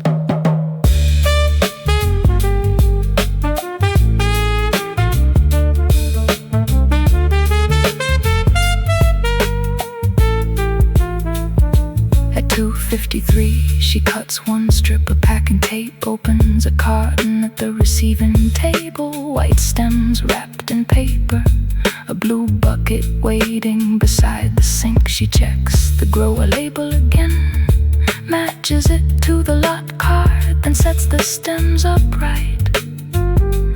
Nothing here belongs on hold. Nothing needs a second count. The empty carton folds flat and slides beneath the table, ready for the next one. Clipboard, lot card, blue bucket, wet concrete near the drain. 1 line crossed through, another left open. The receiving table keeps filling.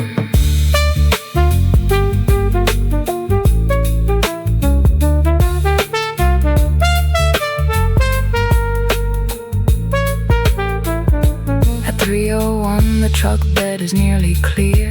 Only 1 crate remains against the side wall. The driver lowers it to the hand cart. She checks the printed code, then the quantity, then the condition of the cardboard. A corner is soft from condensation, but the label is readable. She signs the delivery line, tears off the driver's copy, and leaves the market copy clipped on top. The rear yard stays dark beyond the bay. Inside, fluorescent fixtures hold steady. The cold room curtain moves once as another worker passes through. Bay 2, raised door, receiving table, black clipboard, 5 checked lines, blue buckets waiting, orange pallet jack, wet concrete, 1 truck almost empty, front entrance still locked. At 3:07, she moves the last crate across the threshold, past the yellow floor stripe, past the receiving table, toward the aisle that leads to cold storage.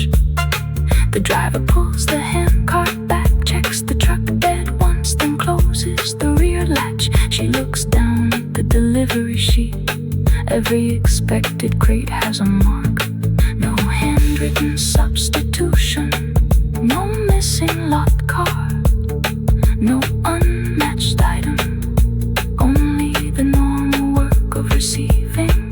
Last crate inside, last line checked, 1 delivery finished. The next part of the market can begin. Roll up doors at 2:41, cold yard behind the loading bay. Roll up doors at 2:41, crates came in before the day. Count complete, labels clear, everything moved past the concrete line. Roll up doors at 2:41, while the front stayed closed. Gate 2 open, front doors locked, delivery signed, crates inside, lot cards clipped, clipboard marked, 1 truck pulling away, 1 market still preparing. At 3:12, the truck leaves the loading yard. She day to halfway, enough to cut the cold draft without closing the receiving side. The market copy stays under the clipboard clip. Blue buckets wait along aisle 4. The receiving table holds 2 unopened cartons. The orange pallet jack still rests near bay 1. Nothing has been left without a tag. Nothing has been set aside. She checks the delivery sheet, grower code, lot number, crate count, and draws 1 short mark.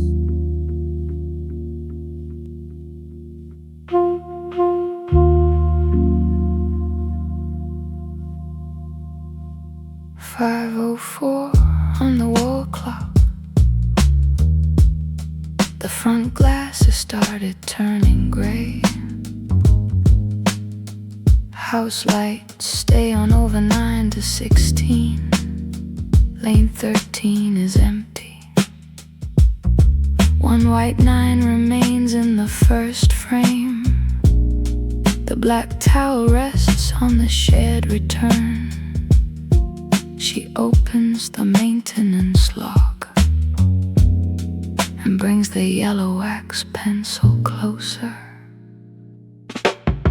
3 entries sit under lane 13. 112 scorer input while lane idle. 206 no pin setter cycle. 247 input after conditioner pass.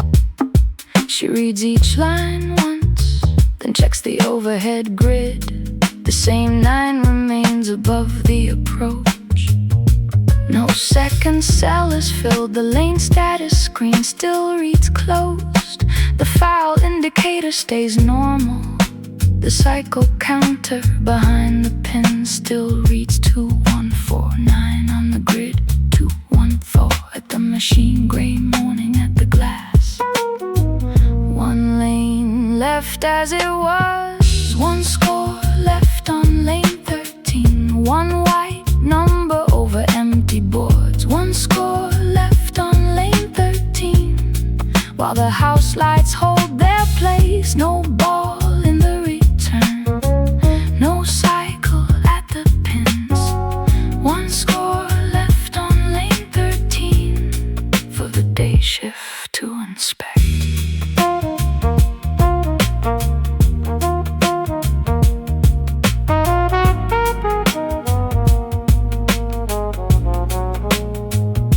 At 5:09 she opens the service screen. Scoring camera online, lane interface ready. Pen setter communication ready. No stored fault, no warning field, no session reopened. The event list keeps the 3 inputs separated by hours of work. She does not clear the 9, does not run another reset. The technician needs the state preserved exactly as the night left it. Green on the status lines, white on the score, a yellow pencil on the page. No reason to change it now. 1 score left on lane 13. 1 white number over empty boards. 1 score left on lane 13. While the house lights hold their place. No ball in the return, no cycle at the pins. 1 score left on lane 13 for the day shift to inspect.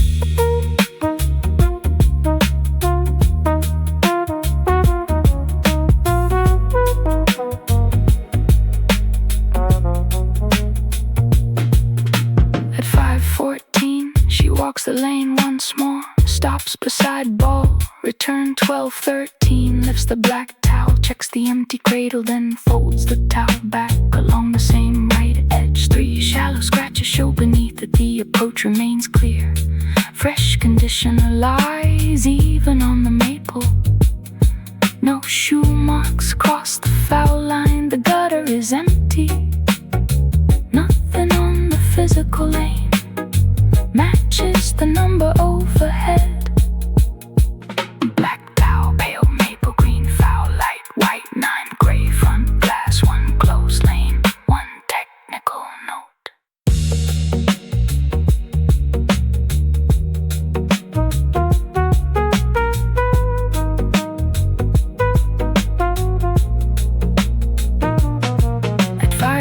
she returns to the desk and writes one final instruction. Check out 13, scoring camera.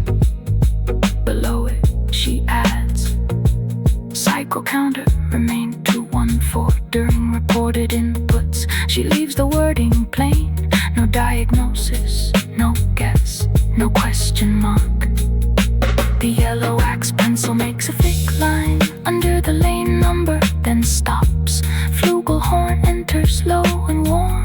Roads opens into a deep minor voicing. Upright bass holds one long note, then moves down by a step. The drums keep a soft, dusty pulse. Nothing needs another test tonight. Lane 13, first frame, 9, session closed, camera online, foul sensor normal, cycle counter 214, black towel, yellow wax pencil, warm upright bass, deep roads, one soft kick, flugelhorn after the space. At 5:28 the first mechanic arrives. The key turns at the service door. A cartwheel crosses the hall. She points to the maintenance log, then toward lane 13. The overhead grid still shows 9. The mechanic looks at the console and at the empty approach. She leaves the service screen open on the status page. Everything ready for another pair of hands to take the problem from there. One note passed forward, one lane left untouched. The night shift ends without solving what it cannot confirm.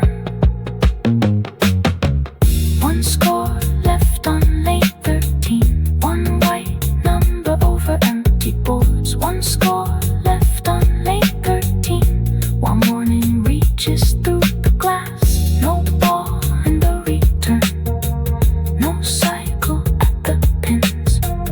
One score left on lane 13, and the day shift has the note. 8 at 112, 7 at 206, 9 after the condition had passed. 2 214, still 214. 3 lines in the log, one score left visible, one lane left closed. She closes the maintenance book, but leaves it beside the console. The flugelhorn falls into a long tape delay. Rhodes holds one unresolved E flat minor chord. The drums thin, but keep a soft pulse. A bright bass stays beneath the room. House lights remain over 9 to 16. The size 9 shoes stay on the lower rack. The black towel stays on the shed return. The front glass turns lighter and brings the yellow wax pencil closer. 3 entries sit under lane 13.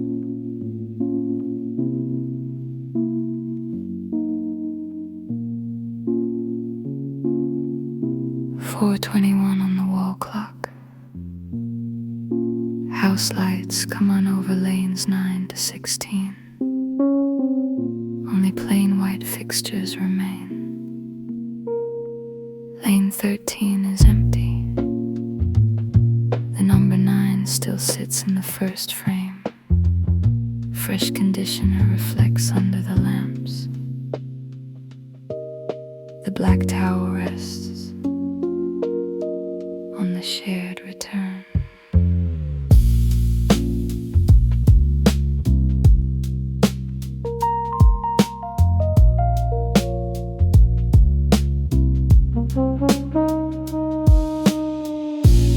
She walks from 9 to 16, checking each approach under brighter light. That's near lane 10, a paper cup beneath lane 11. One scuff at the edge of 12. She wipes each mark as she passes. The polished maple turns pale beneath the house lights. Every lane looks almost identical now. Same arrows, same gutters, same long distance to the pins.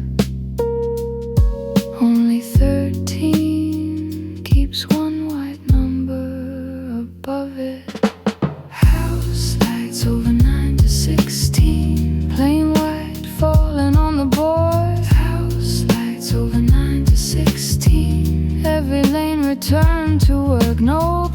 players waiting, no balls in motion, only one score left above. House lights over 9 to 16, and 13 keeps the number 9.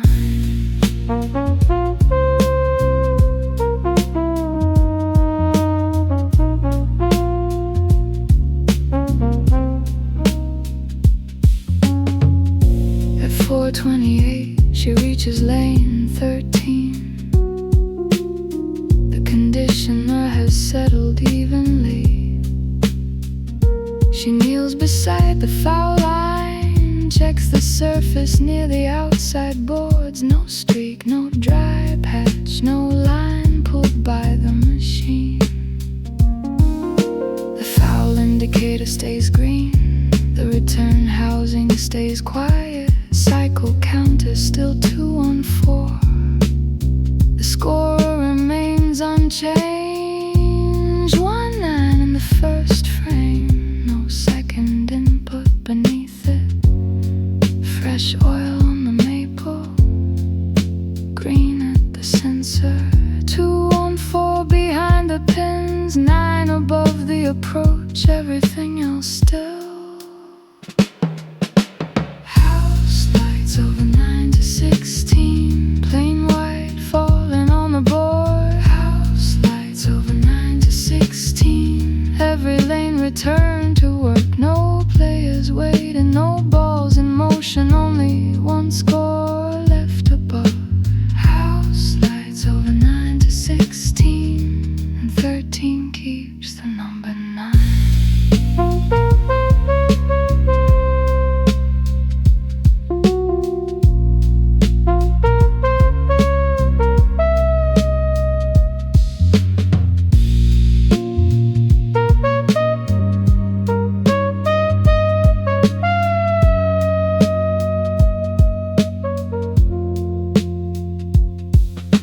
At 4:36, she rolls the cleaning cart past the empty seating area, returns the remotes to the front desk. The size 9 rental shoes stay on the lower rack. White strip near the tongue, exactly where she left them. The lane status screen shows 9 closed, 10 closed, 11 closed, 12 closed, 13 closed, 14 closed, 15 closed, 16 closed. Only 13's overhead grid still carries a score. Closed on the console, 9 on the grid. House lights above, warm upright base. Wurlitzer under the roof. One number left visible.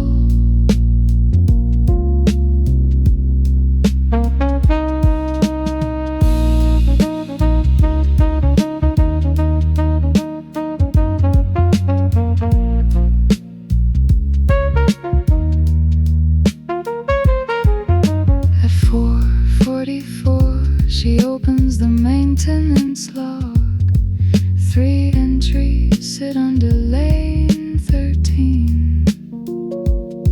112 score input, while lane idle. 206 repeated input, no cycle. 247 input after conditioner pass.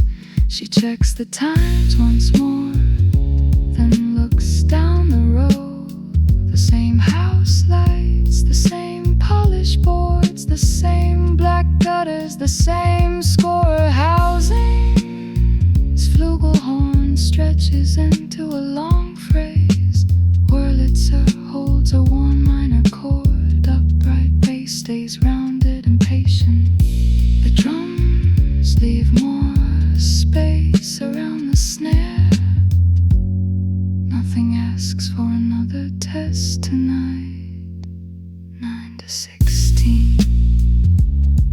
House lights, closed sessions, fresh conditioner, green foul sensor, cycle counter. 2-on-4, black towel, warm upright bass. Wurlitzer low, 1 soft kick, 1 dry snare. Flugelhorn holding the space.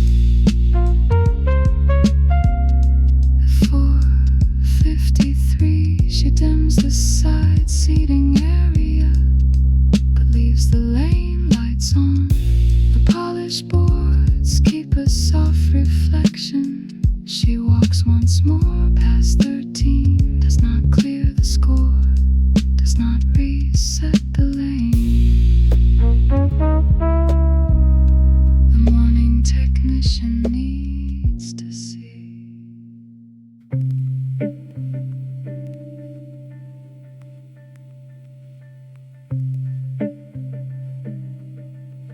2:43 on the wall clock. The lane machine waits at lane 9. Cable uncoiled along the service side. Lane 13 is still blank above the approach. She lowers the handle and starts the first pass.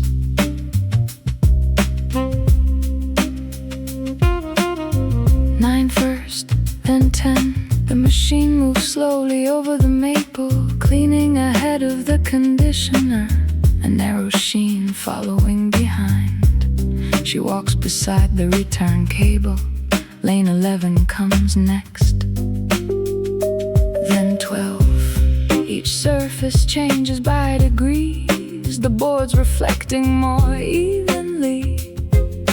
Nothing on the scorers changes. 9, 10, 11, 12. One long row under the lights. The bass rolls forward, then circles back. Lane machine passes 13.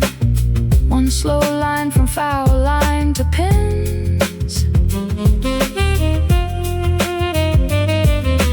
Lane machine passes 13. Conditioner settling on the boards. No player waiting, no ball in the return. Lane machine passes 13, and the lane stays physically still.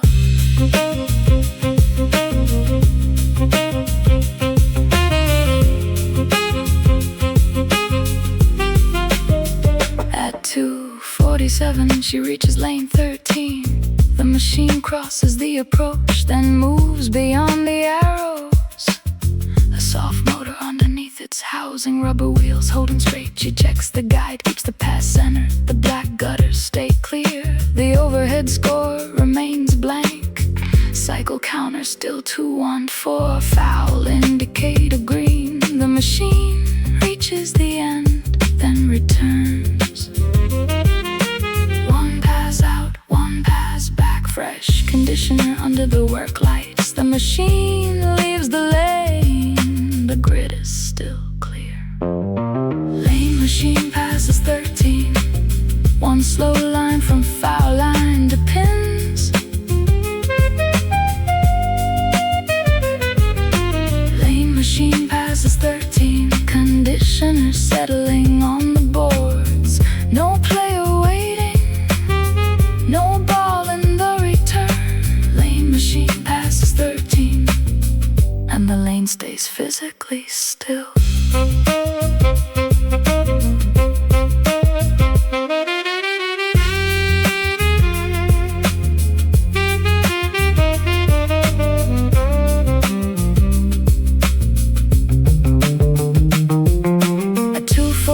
She rolls the machine toward 14, stops to secure the cable, looks back once toward 13. The scorer now holds a 9, first frame, first ball. One white digit over an empty approach. She checks the lane beneath it.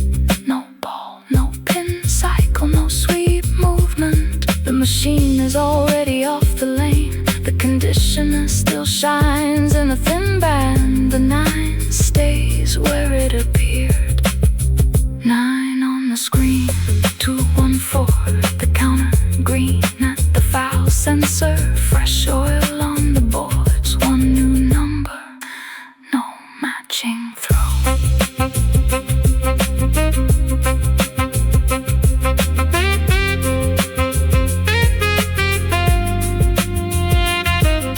At 2:52 she opens the service display. Scoring camera online. Lane interface ready. Pin setter communication ready. No fault beside any line. She checks the timing of the input. It follows the conditioner pass by less than a minute. visible reflection or sense of noise. She records only what she can verify. L13 input after condition or pass. No pin set a cycle. The tenor sax opens into a wider phrase. Tremolo guitar spreads behind the roads. Hybrid upright bass drops one lower note at the end of the rolling figure. Lane 13, first frame 9. Cycle counter 214. Camera online. Sensor normal. Fresh conditioner. Black gutters. Warm hybrid bass. Roads held open. Tremolo guitar in slow waves. Tenor sax between long spaces. At 2:58 she takes a conditioner test strip, presses it lightly near the outside board, checks the transfer under the service light. Even across the strip she places the strip in the maintenance tray, then looks up at the score grid again. 9 remains above the approach. No second value has appeared. Lane 14 waits for its own pass. The machine waits beside it. She leaves the 9 on the screen this time, so the morning technician can see it. 1 pass completed, 1 number left visible, 1 car still unconfirmed. The route keeps moving. Lane machine pass 13. 1 slow line from foul line to pins.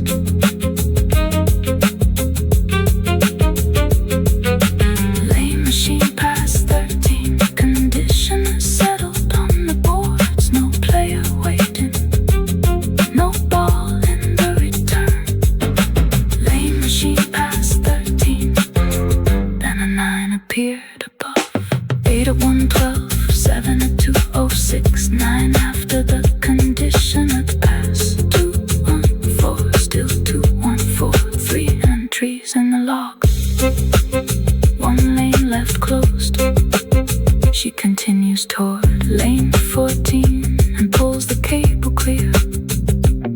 Tenor sax falls into tape delay. Tremolo guitar keeps a slow horizontal pulse. The drums thin, but the rolling bass remains deep behind her. Lane 13 reflects the work lights. Fresh conditioner across the maple. The black towel stays on the shared return. The foul indicator remains green. The pin set counter remains deep behind her. Lane 13 reflects the work lights. Fresh conditioner across the maple. The black towel stays on the shared return. The foul indicator remains green. The pin set counter remains deep behind her. Lane 13 reflects the work lights. Fresh conditioner.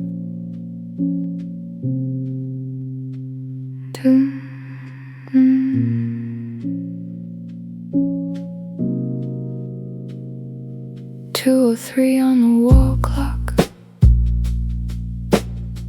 The preservation table is clear. 1 folder rests beneath the amber lamp.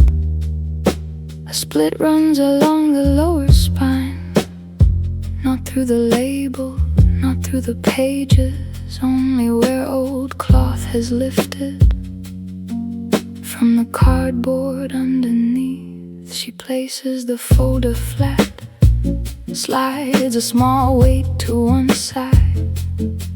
The red catalog and pencil stays at the desk. This work needs cleaner hands. A roll of beige linen tape waits beside the bone folder. She measures the damaged section, cuts 1 narrow strip, then checks the torn edge again. No loose page, no missing fastener, only the spine opening along a line worn by years of handling. Beige cloth, amber light, cardboard under her hand. The bass holds low, the snare arrives softly behind it. Linen tape along the spine, 1 narrow strip from end to end. Linen tape along the spine, hold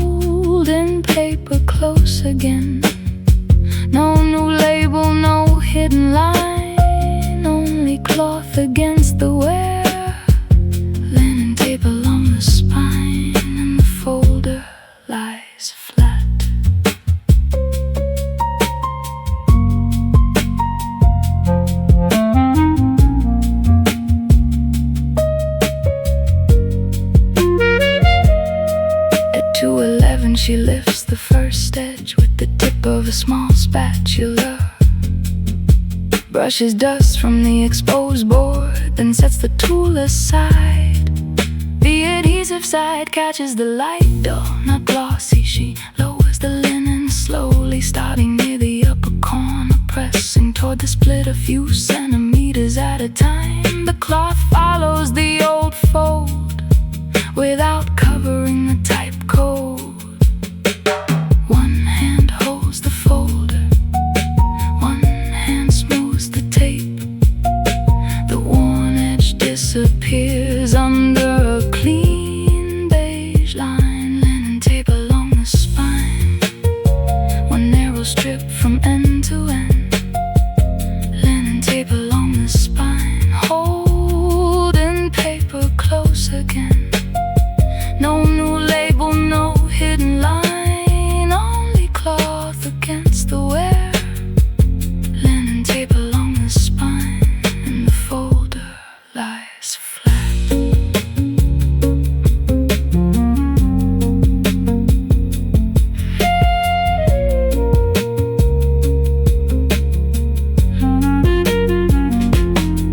At 2:19 she turns the folder over, checks the hinge from the other side. The pages open without pulling, the repair bends where it should. She closes it again, runs her thumb along the linen once from top to bottom. The surface feels slightly raised against the older cloth, a small difference in texture, enough to see under the lamp, not enough to change the shape. Old cloth, new linen, one repaired edge, amber on the table, warm upright base, felt piano left open, nothing more than needed.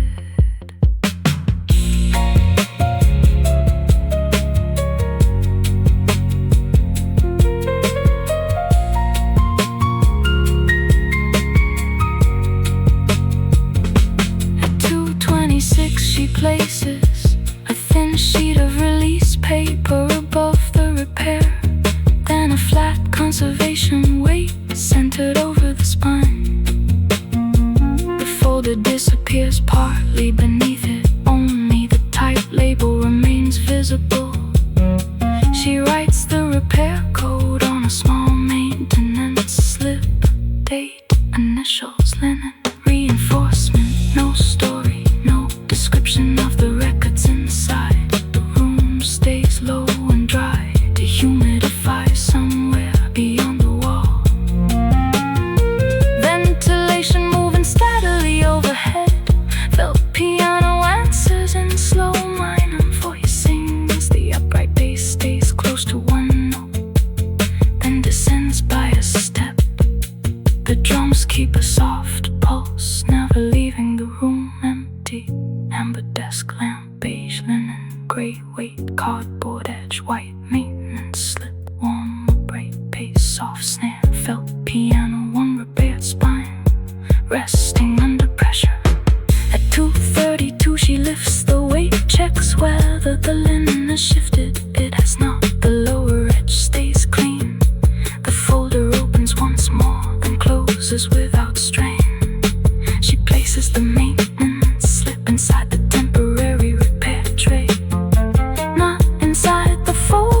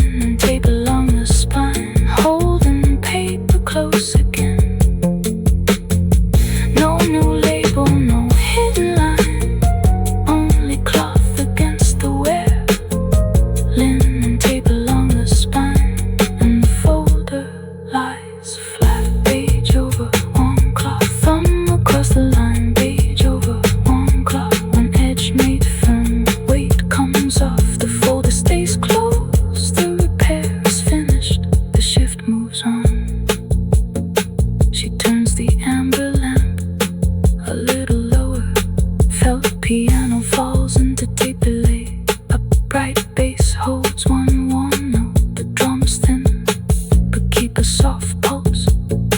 The repaired folder remains flat on the preservation table. At 2:36, she returns to the shelving route. Return caught 3 weeks. 12:58 on the wall clock. The last group gathers at the shoe counter. Lane 13 still holds its final score above an empty approach. 4 pairs land beside the register. Leather, vinyl, white rubber soles. She reaches for the first size tag and starts putting the night away. A pair of size 9 shoes sits on top. Black buckles with red stitching. A narrow white strip on one tongue. 9 printed near the edge. She turns them sole to sole. Checks for gum, checks for grit, then sets them beside the cleaning cloth. The other pairs wait in a short row. 8, 10, 9.5, all marked for the rental shelves. The players stand near the front door, coats already on. One pair returned, then another. White strip under warm light. The Wurlitzer stays close. The room grows smaller around the desk. Size 9 shoes on the lower rack. White strip folded near the tongue. Size 9 shoes on the lower rack. After the final game is done, wipe the soles, match the pair, slide them back beneath the shelf. Size 9 shoes on the lower rack, and lane 13 waits without them.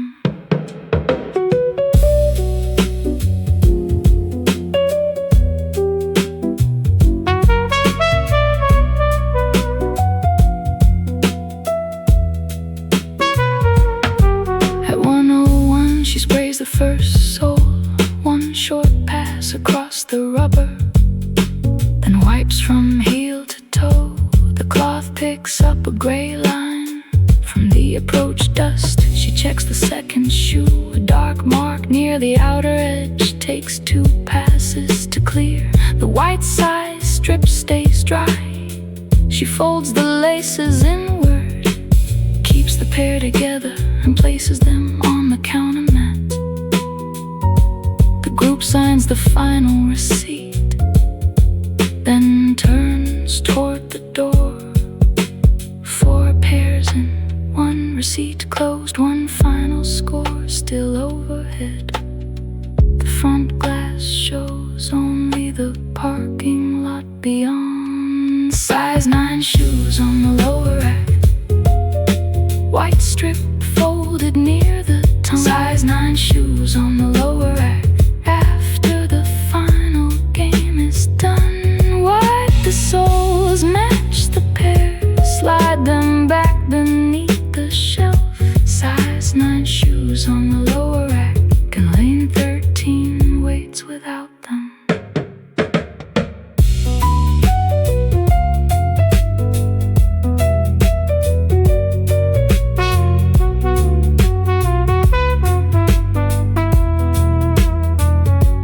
At 1:03, the front door closes. The latch catches behind the group. Their voices disappear outside.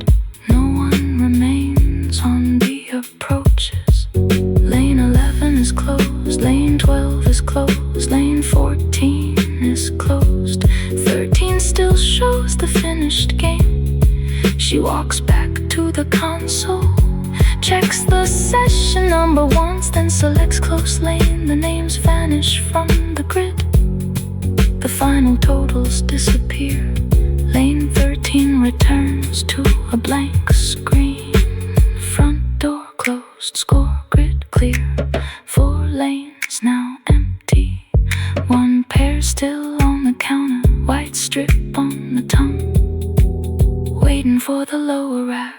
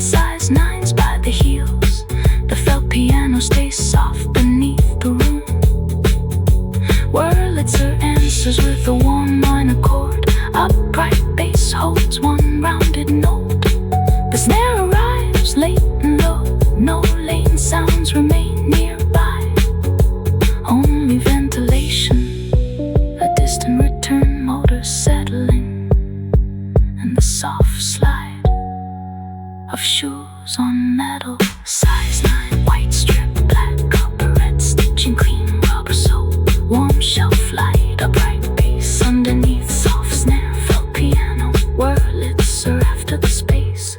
Lane 13, blank above the approach. At 109, she places the pair on the lower rack, toes facing outward, white strip still visible. She straightens the shoes beside them, then closes the spray bottle, folds the cloth and returns it beneath the counter. The lane status screen shows 11 closed, 12 closed, 13 closed, 14 closed. No active games remain. The long row beyond the desk looks the same from lane to lane. One pair shelved, one session closed, one approach empty. The room is finished playing. Size 9 shoes on the lower rack, white strip folded near the tongue. Size 9 shoes on the lower rack. After the final game is done, the soles are clean, the pair is matched, the front door stays closed. Size 9 shoes on the lower rack, and lane 13 stands empty. 9 on the strip, 9 on the shelf, 9 on the strip. Pair beside pair, score grid blank, approach clear. The last group gone, the shoes stay here. She turns off the small counter lamp, but leaves the house lights on. Felt piano falls into tape delay. Wurlitzer holds one low minor chord. The drums thin, but the upright bass keeps a soft pulse. The size 9 shoes remain on the lower rack. The front door stays locked. Lane 13 is empty. Its core grid is blank.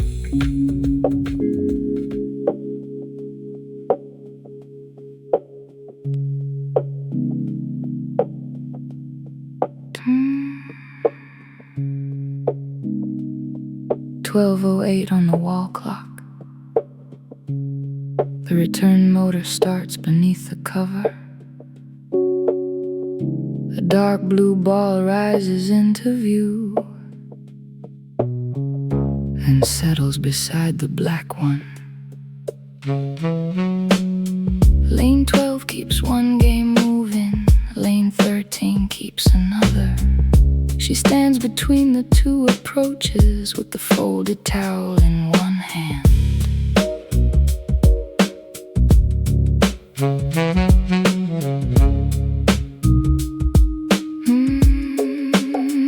Ball return 12-13 hums low, only when a ball reaches the lift. Rubber belt hidden under black plastic. She wipes the top surface around 3 shallow scratches, then folds the towel back along the right edge.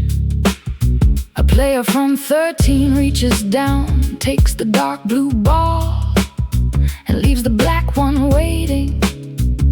The motor stops. The groove underneath the room does not. One ball leaves, one ball returns, one low circle under the floor. The bass moves forward, then finds the first note again. Ball return between 12 and 13, rolling weight beneath the black. Ball return between 12 and 13, sending every finished throwback. One motor starts, then falls away. The low end keeps its line. Ball return between 12 and 13, and another ball comes home.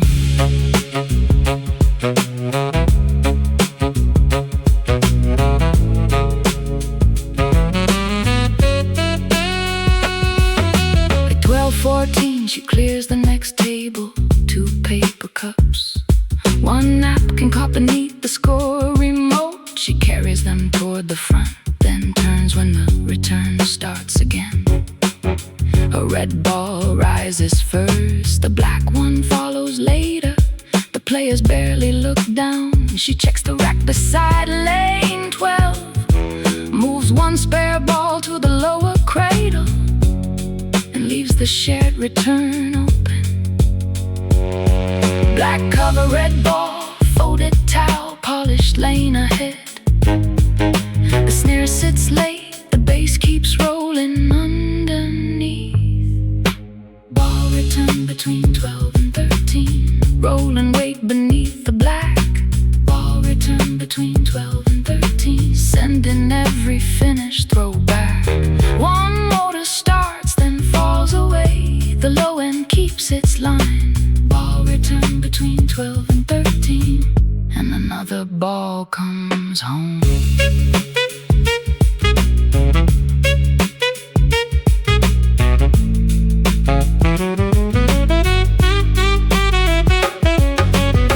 At 12:21, the lane lights stay steady. No score or faults on the overhead screens. Lane 13 is deep into the game. Lane 12 still has frames left.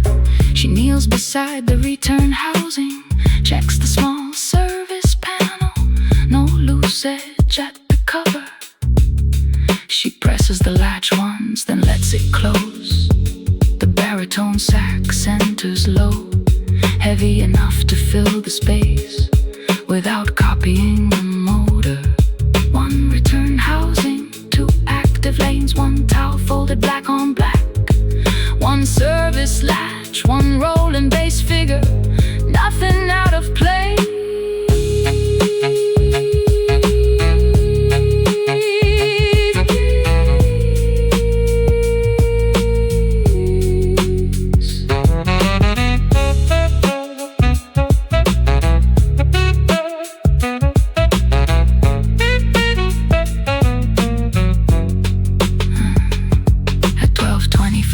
A green ball from lane 12 reaches the lift and pauses, then rises clean. No jam, no second attempt. She watches the belt catch, and the ball settles into the cradle.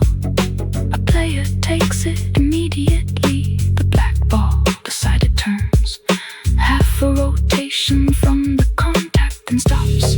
Road stays short and dark. Baritone sax stretches over 2 bars. The hybrid bass descends, returns, then descends again. Ghost notes change beneath the snare. The lane sounds remain far behind the band. Lane 12,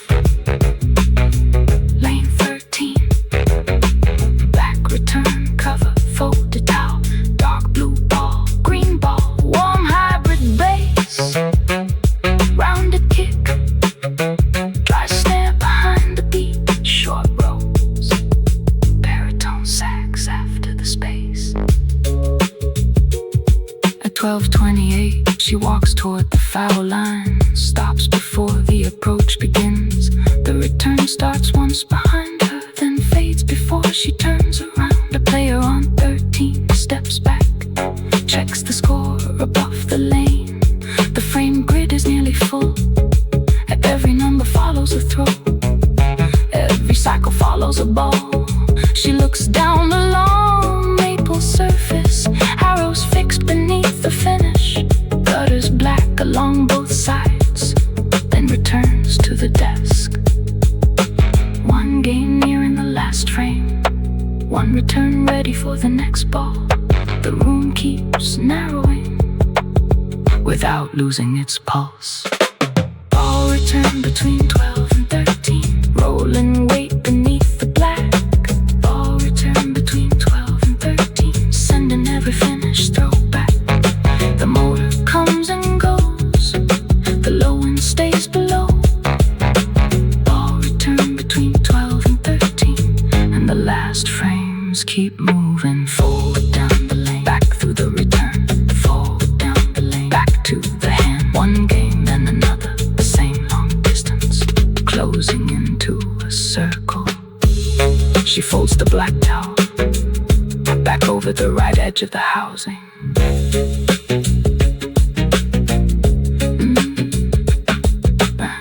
At 12:28, she walks toward the foul line, stops before the approach begins. The return starts once behind her, then fades before she turns around. A player on 13 steps back, checks the score above the lane. The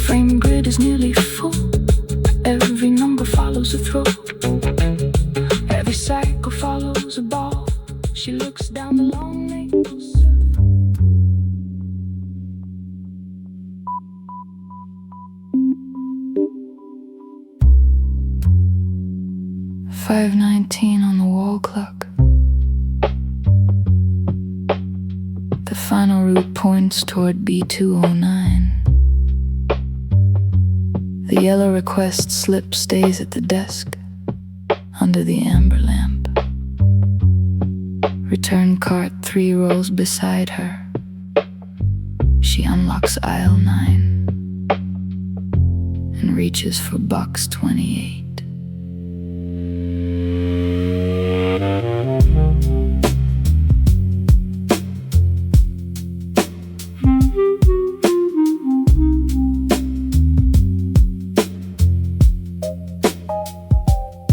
The lid lifts without resistance. Folders stand in their usual sequence. Then one beige spine appears again. A narrow strip of linen tape. The same worn lower edge, the same typed code, 6C19. She stops with one hand on the box because nothing has changed. She turns the barcode toward the scanner. One green flash, the monitor returns. B217C, slot 06. Same folder, same barcode, same wrong box. One green confirmation, pointing somewhere else. 6C19 on the wrong shelf at 5:19. One beige folder back in aisles 9. 6C19 on the wrong shelf at 5:19. The screen still says 17C. No new label, no second file. Only the same location out of line. 6C19 on the wrong shelf at 5:19. And morning can verify the rest.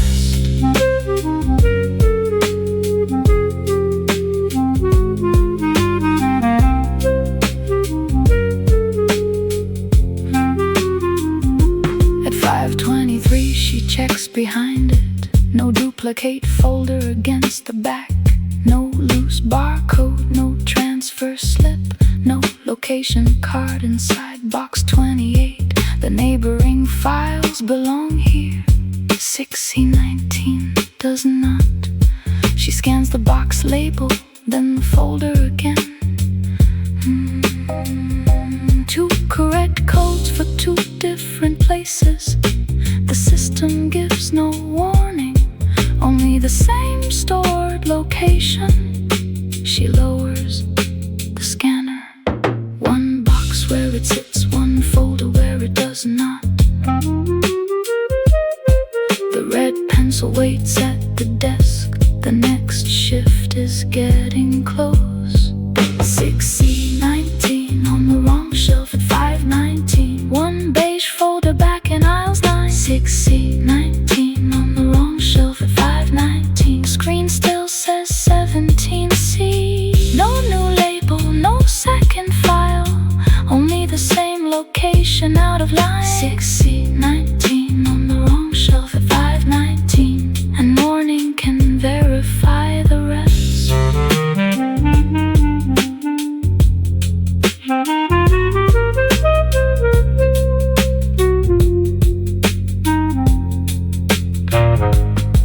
At 5:28 she lifts the folder, places it flat on return cart 3. This time she does not take it to 17C. The physical location needs another check. With more than one person on shift, she closes box 28, locks the aisle, then pushes the cart toward the desk. One wheel gives its quiet click at the end of a full turn. The sound crosses the concrete, then disappears under ventilation.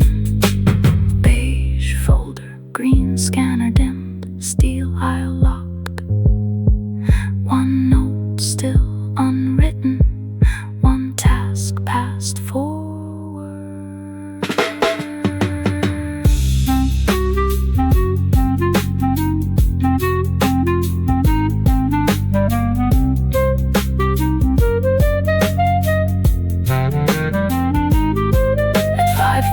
6, she reaches the cataloging desk. The yellow request slip remains beneath its clip. The reconciliation sheet lies beside it. 3 red entries already under the lamp. Misfiled from B209, box 28. Location verified, 312. Misfiled again, 331. She takes the red pencil, then writes one final line. 6C19. Verify physical location. No question mark, no underline. Bass clarinet settles low beneath the voice. Robes opens into a dark suspended chord. Upright bass holds the floor. The drums leave more space than before. 6C19, box 28. B217, slot 06. Red pencil, yellow request slip. Green scanner, amber desk lamp. Warm upright bass, roads left open. Bass clarinet low. One soft snare, then space. At 5:44 she places 6C19 on the reconciliation side of the desk. Not in the pickup area, not back in return cart 3. The beige folder rests beside the red note. Linen tape face and outward barcode visible. The contents remain closed. Municipal maintenance permits. Nothing she needs to read. The yellow morning request waits on the opposite side. One ready for pickup, one ready for verification. One file requested, one file unresolved. Both under the same amber lamp. The next shift nearly here. 6C19 on the wrong shelf at 5:19. One page folder found in as 9. 6C19 on the wrong shelf at 5:19. The screen still says 17C. No new label, no second file. Only one location left to verify. 6C19 on the wrong shelf at 5:19. And the day shift gets the note. Box 28, slot 06. Box 28, slot 06. One code on the screen, one folder on the desk. The red pencil stops, the note stays open. The freight elevator moves beyond the hall.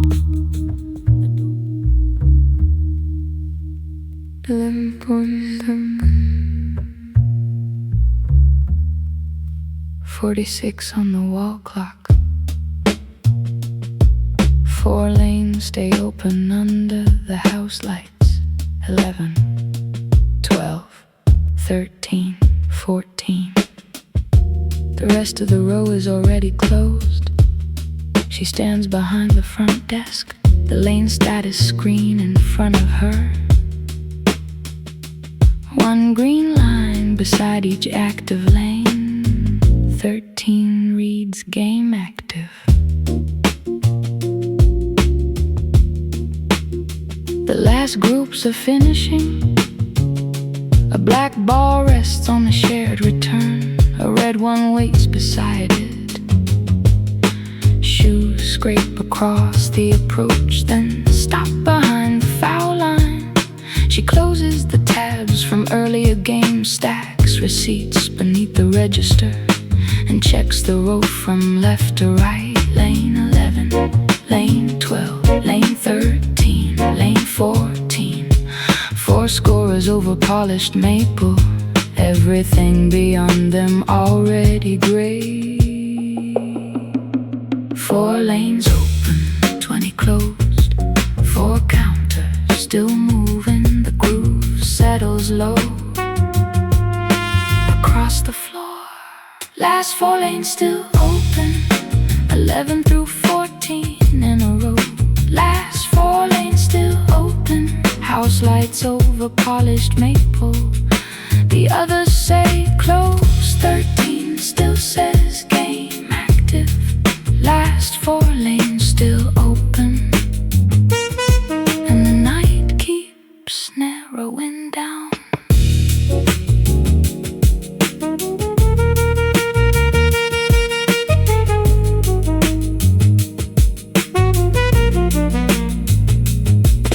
11:52, she walks the empty approaches, checks the gutters at lane 10, moves 2 cups from an unused table, wipes a ring from the table. The arrows on the lanes catch the light, dark shapes beneath the pale. Finish ball, return 12:13, starts once, only after another throw. Its motor stays low beneath the room. A black towel rests on the cover. She straightens it with one hand, then leaves the active players their space. 1 ball forward, 1 ball return, 1 score cell-filled. The base rolls down, then finds its way back. Last 4 lanes still open, 11 through 14 in a row. Last 4 lanes still open, house lights over polished maple. The others say close, 13 still says game active. Last 4 lanes still open, and the night keeps narrowing down.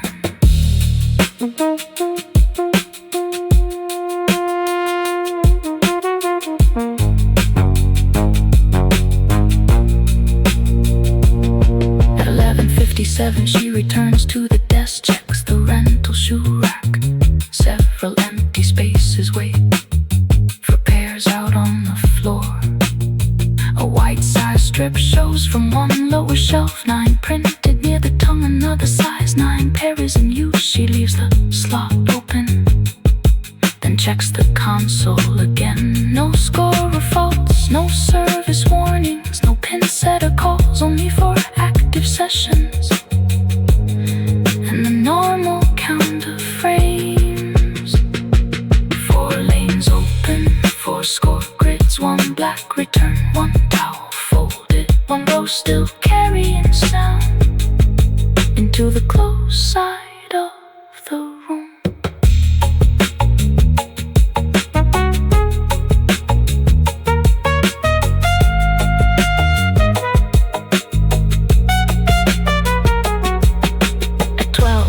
A player on lane 13 steps forward with a dark blue ball. The approach reflects the scorer above 3. Slow steps, then release. The ball travels beyond the arrows, too far to follow every board. A pin impact reaches the desk later, smaller than the roll. She glances at the overhead grid.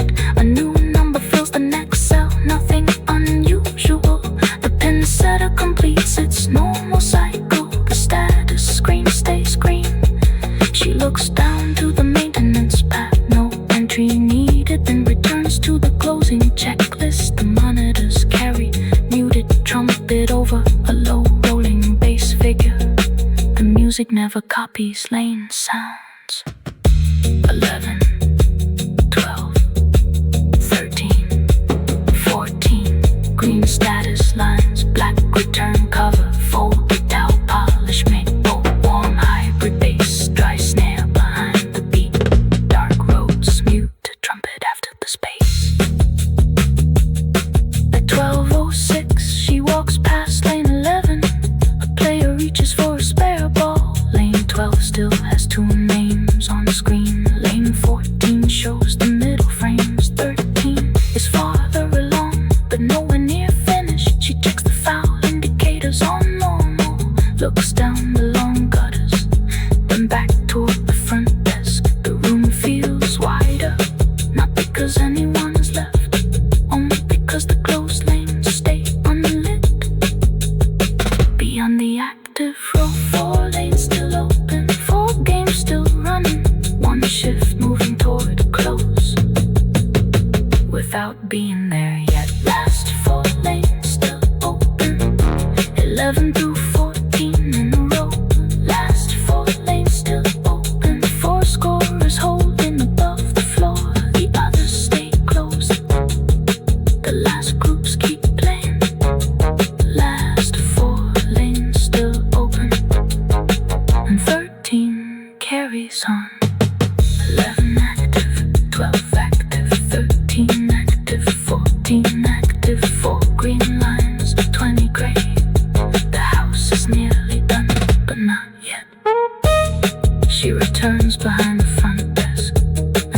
reads the closing checklist once. Muted trumpet falls into tape delay. Rhodes leaves one warm minor chord. The drums thin, but the rolling bass keeps returning. Lane 13 remains active. The score bright above the approach. The black ball return waits beside the folded tower. A 12:08 and the game reads game active. The last groups are finishing. The black ball is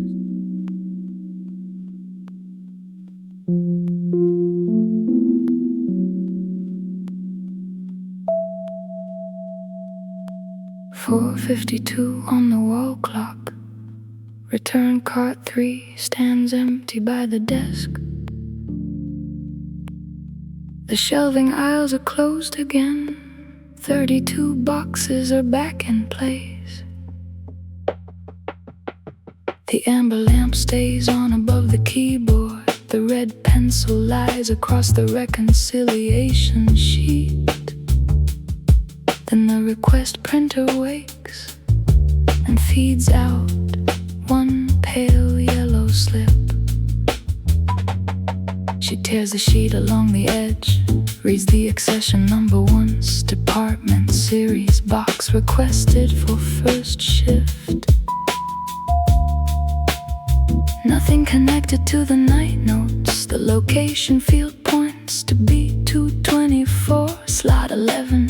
She checks the code on the monitor, then clips the yellow slip to the root board. A different file, a simple morning retrieval. Yellow paper, amber desk lamp, green location field. One request entering the room before anyone arrives upstairs. Yellow request slip at 4:52. One new file for the morning desk. Yellow request slip at 4:52. A pale sheet under amber light. The code is clear, the shelf is marked. One ordinary retrieval. Yellow request slip at 4:52. And the archive starts another day.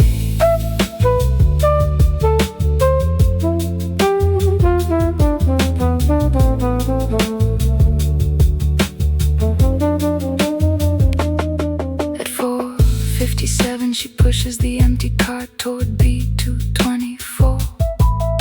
The front wheel gives its quiet click. At the end of each turn she passes the cataloging desk. The reconciliation sheet stays beneath the lamp. The red note about 6C19 remains at the desk. No new line added. The request in her hand belongs elsewhere. She follows the aisle numbers, 22, 23, then 24. One request, one route, one file waiting on a shelf. The bass stays warm, the drums leave more room. Yellow request slip at 4:52. One new file for the morning desk. Yellow request slip at 4:52. A pale sheet under amber light. The code is clear, the shelf is marked. One ordinary retrieval. Yellow request slip at 4:52. And the archive starts another day.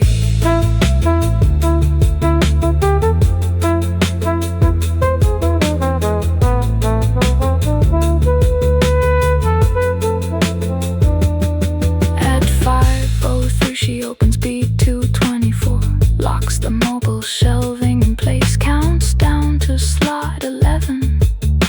The folder there matches the request.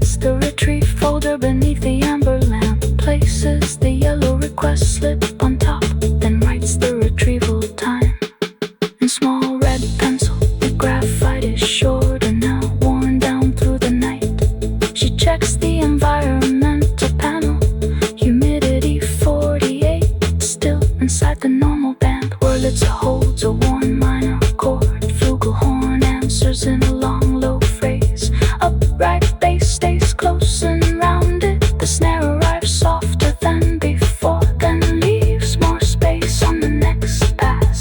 The archive has not brightened, but the building above has started to move. A distant elevator door closes. 452, pale yellow slip. B224, slot 11, amber desk lamp, red pencil, green scan, warm upright bass, Wurlitzer underneath. One soft kick, one dry snare, flugelhorn holding the space. At 5:16 she prepares to pick up air. He moves the requested folder to the mark side of the cataloging desk.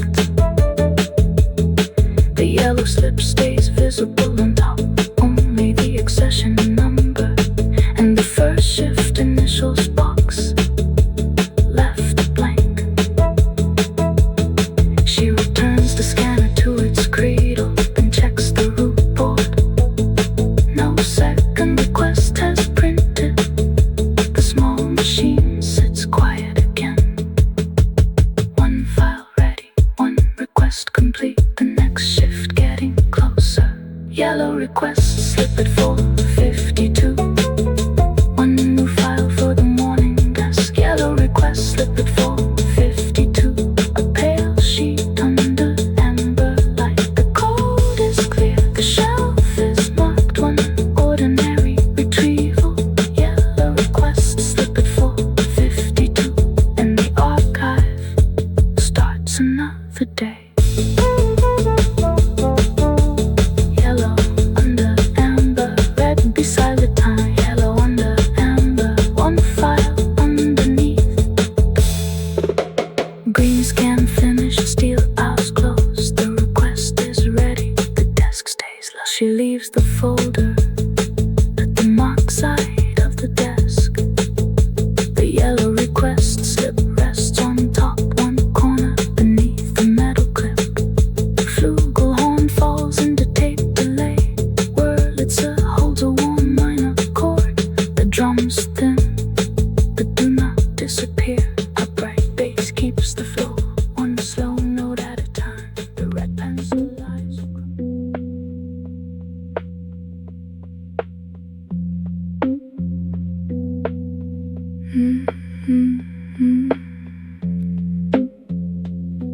3:57 on the wall clock. 32 archive boxes wait on the floor. Return cart 3 stands empty beside them. Aisle lights stretch down the central row. The red pencil stays at the desk. She checks the first box label and opens the next section on the rail.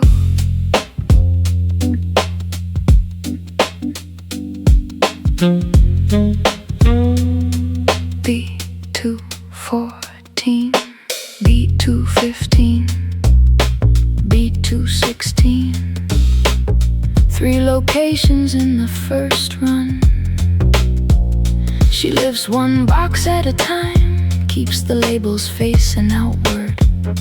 The mobile shelves open in sequence. Steel tracks under fluorescent white. Cardboard edges brushing past her sleeve. The front wheel of the cart clicks once. When she loads the second stack, then the aisle grows longer as another section rolls apart.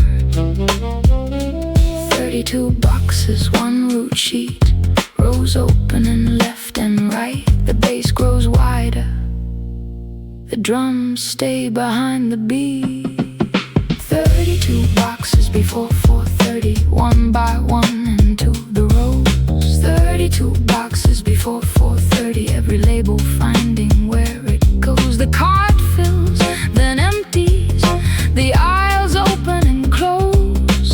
32 boxes before 4:30, and the archive keeps keeps moving.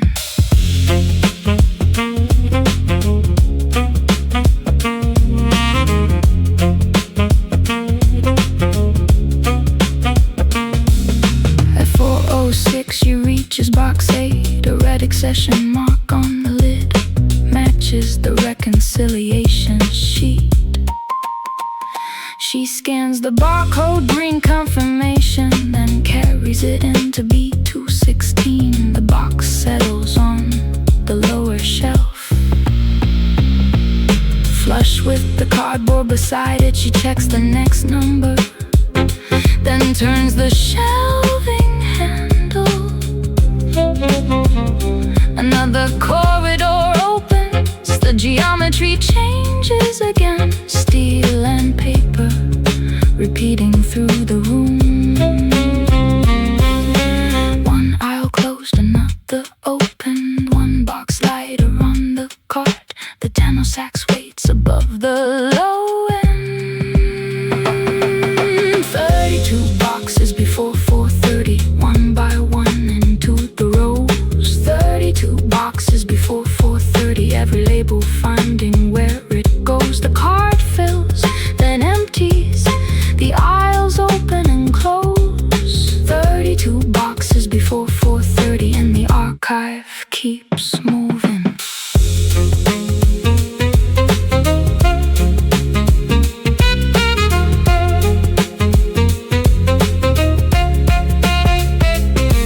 At 4:14 she reaches the halfway count. 16 boxes already returned, 16 still waiting by the desk. The red pencil note about 6C19 remains where she left it. She does not stop there. The next labels belong to other sections, other slots. She moves them through B218, then B221, then back across the central aisle. Return card 3 carries 4 at a time.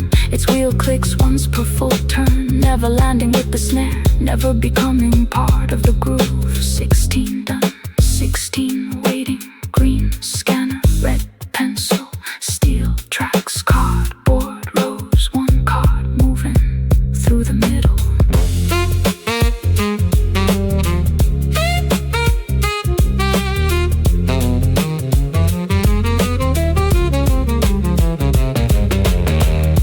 At 4:21, several aisles stand open at once.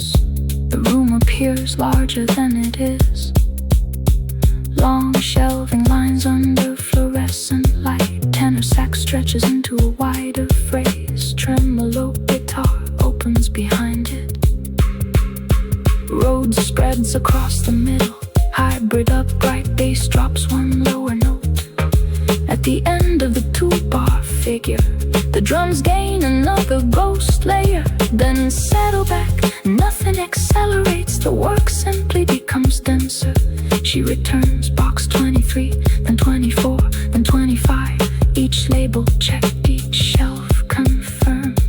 26, 27, steel rail, green scanner, red pencil, cardboard edge, warm bass underneath. Roads held open, tremolo guitar in slow waves. Tenor sax between long spaces.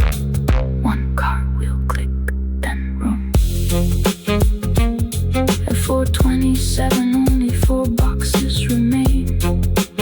She loads all 4 onto return cart 3. The cart is heavier for one last trip. B222, B224, B225, B227. She opens each section, returns each box, checks each label, then closes the shelving behind her. The final box settles on the upper row, a little above shoulder height. She presses it back until the edge lines up with the boxes beside it, then scans the location. Green confirmation.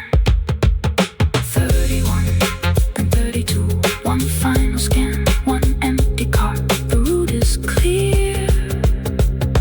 32 boxes before 4:30, one by one into the boxes before 4:30. Every label finding where it goes. The cart fills, then empties. The aisles open and close. 32 boxes before 4:30, and the archive settles again.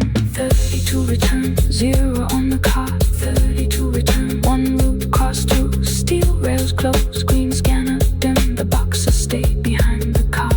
Rolls free. She pushes return cart 3 back toward the cataloging desk. The tennis racks falls into tape delay. Tremolo guitar keeps a slow pulse. Loads holds a wide 3:31 on the wall clock. B209 opens along the steel rail. Return cart 3 waits beside the aisle. The request sheet names another file. She lifts the lid from box 28 and reaches for the listed folder, and stops at a beige spine, already familiar. 6C.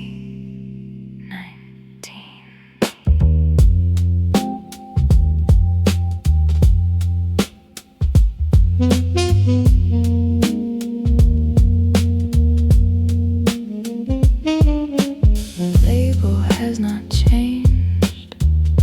The linen tape still runs along the edge. The lower corner is worn the same way. She looks once at the box marker, then back at the folder. B209, box 28. The wrong location again. She does not open it, does not read the papers inside, only turns the barcode toward the scanner. 1 green flash, the monitor returns. B217C, slot 06. Same code, same folder, same wrong box. 1 green scan, the system still points to another aisle. 6C19 back in aisles 9. 1 beige spine where it should not be. 6C19 back in aisles 9. The barcode still says 17C. No duplicate, no change label, only the same location, not a line. 6C19 back in aisles 9, and she lifts it from box 28.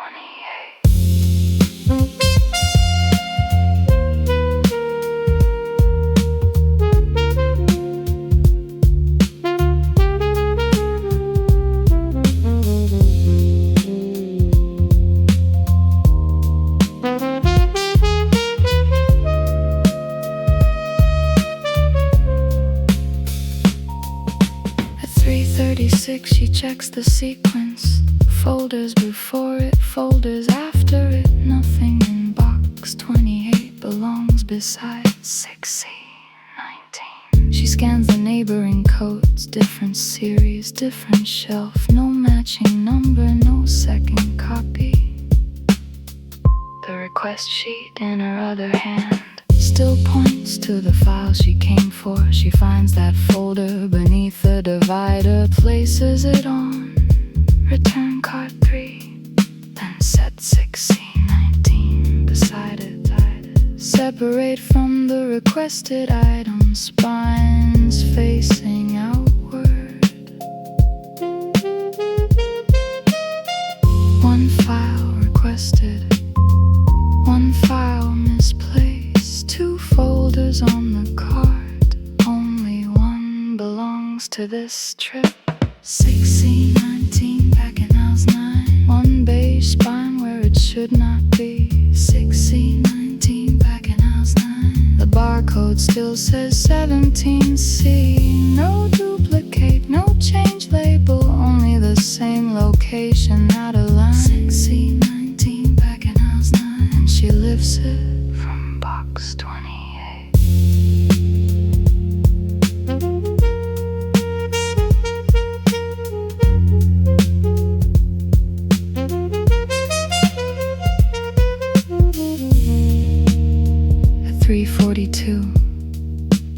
returns to B217, unlocks the mobile shelving, turns the handle until 17C opens. Slot 06 is empty now. 6C18 on the left, 6C20 on the right. The gap is exactly where it was. She checks behind the neighboring folders. Nothing hidden, nothing doubled. She places 6C19 into the open space. Spine outward, barcode visible. Then scans the shelf position. One green confirmation. The monitor accepts the return. Slot 06 filled again. Green confirmation. Beige spine between two codes. Red pencil waiting at the desk. One correction made twice.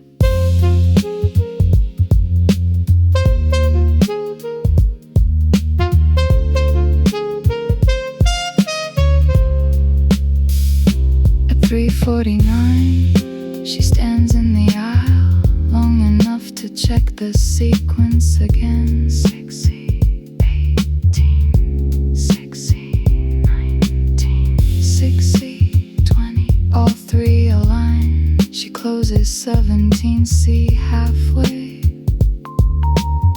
then opens it once more. The folder is still there, no reason to repeat the scan. She locks the section, pushes return card 3 toward the desk. Muted trumpet cuts short, precise phrases. Bivatone answers with 3 small notes. The bass repeats a low figure, then changes the final step. The drums keep their dusty pull.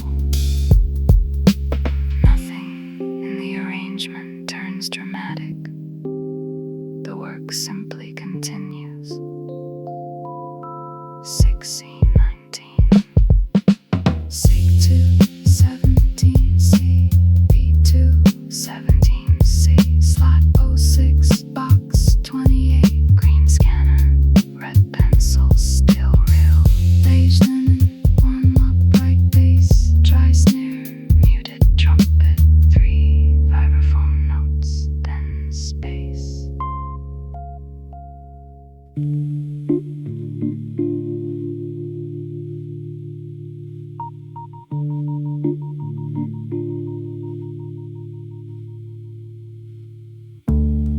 .236 on the wall clock. B209 stands open on the rail. Return cart 3 waits beside the aisle. 2 boxes remain on the lower tray. She lifts the lid from box 28 and checks the first folder by label. The red pencil rests in her pocket. Then one code stops her hand. 6C19.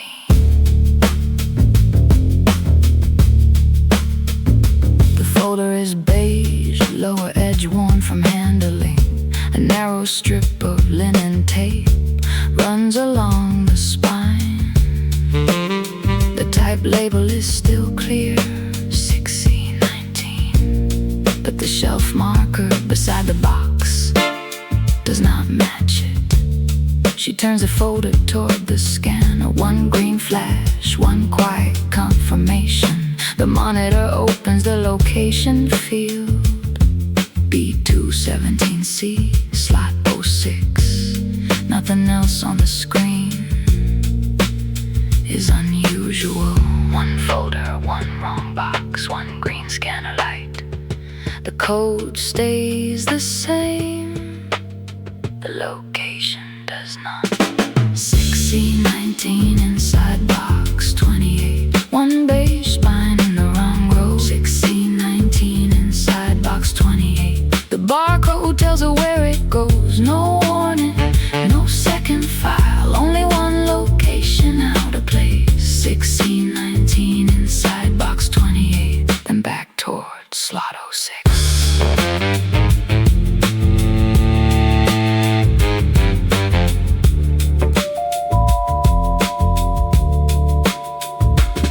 At 2:41 she checks the box again, not for content, only the sequence around it.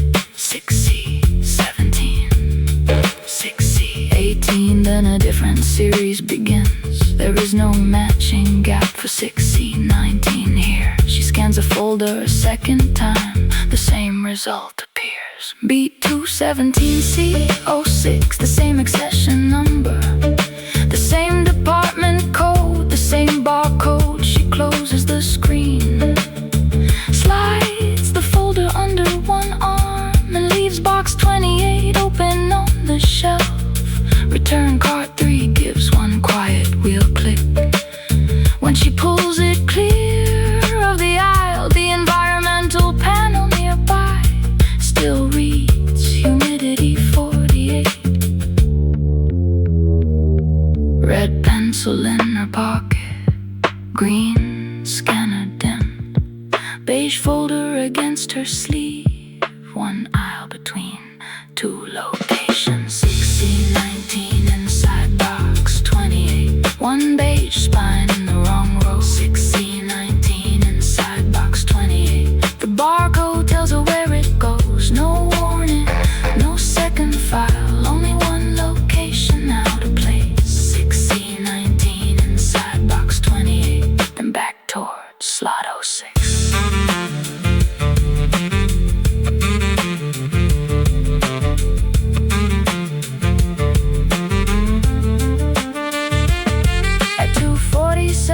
She reaches beat 217, unlocks the mobile shelving, turns the handle until 17C opens. Steel tracks under the floor, cardboard edges along both sides. She counts the shelf markers, 4, 5, 6. Slot 06 has space for one folder. The labels on either side match the sequence. She places 1619 between them, spine facing outward, barcode visible, linen tape flush with the row. Then scans it in place. B217C, slot 06, green confirmation. One folder returned, one space filled, one wrong location corrected.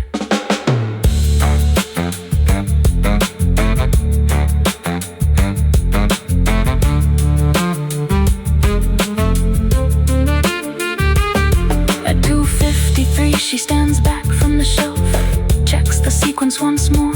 6C18, 6C19, 6C20. Nothing overlaps, nothing duplicates. The system shows the same physical location. She writes a short note, misfiled from B209, then underlines no word, adds no question mark. The red pencil leaves one narrow mark across the reconciliation sheet.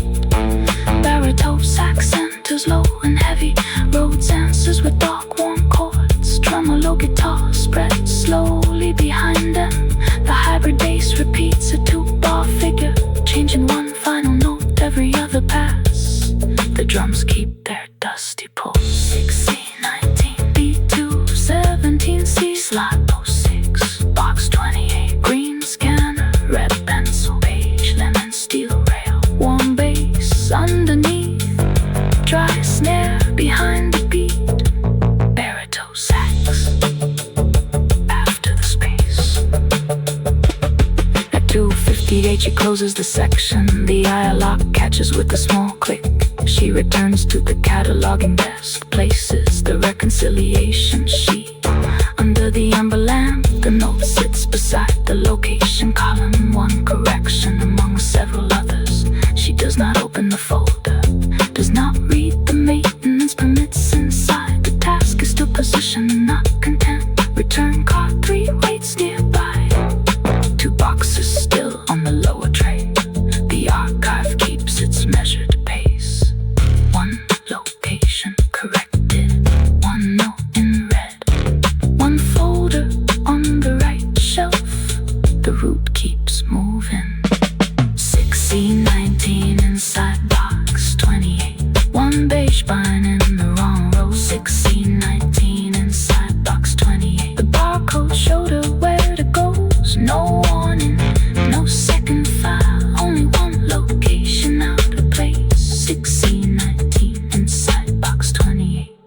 back toward slot 06. B217C, slot 06. B217C, slot 06. One green scan, one red note. The folder is back where the system says it belongs. She leaves the reconciliation sheet under the amber desk lamp. The baritone sax falls into tape delay. Tremolo guitar.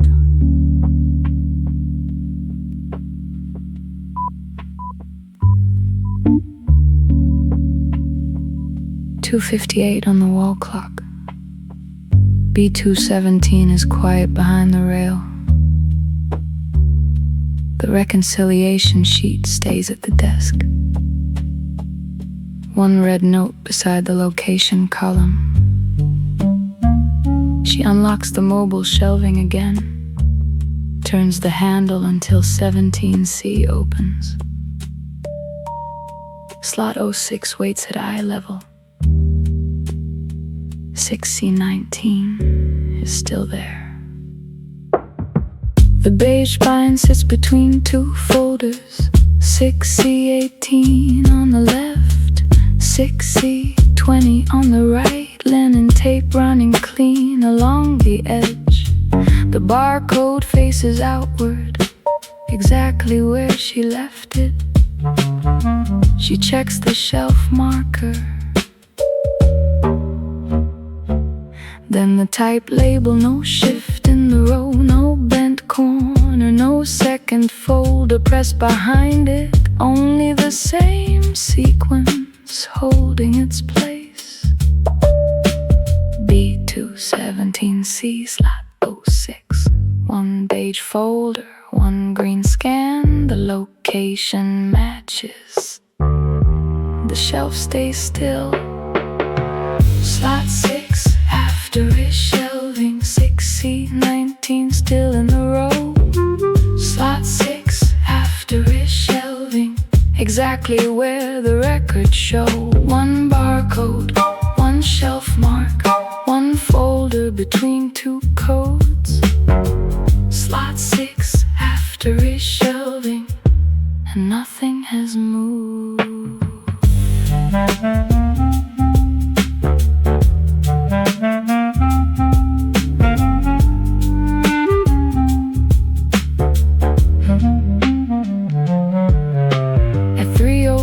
She lifts the scanner.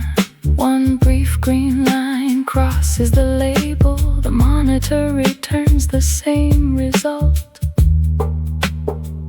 B217C, slot 06. No duplicate, no pending transfer, no correction waiting in the system.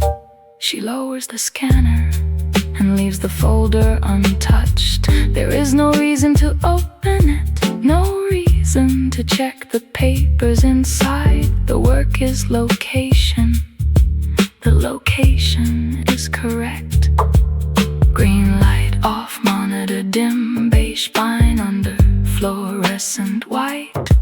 The bass holds one long note, then another below it. Slot 6 after is shelving. 6C19 still in the row. Slot 6 after is shelving, exactly where the records show. One barcode, one shelf mark, one folder between two codes. Slot 6 after is shelving, and nothing has moved.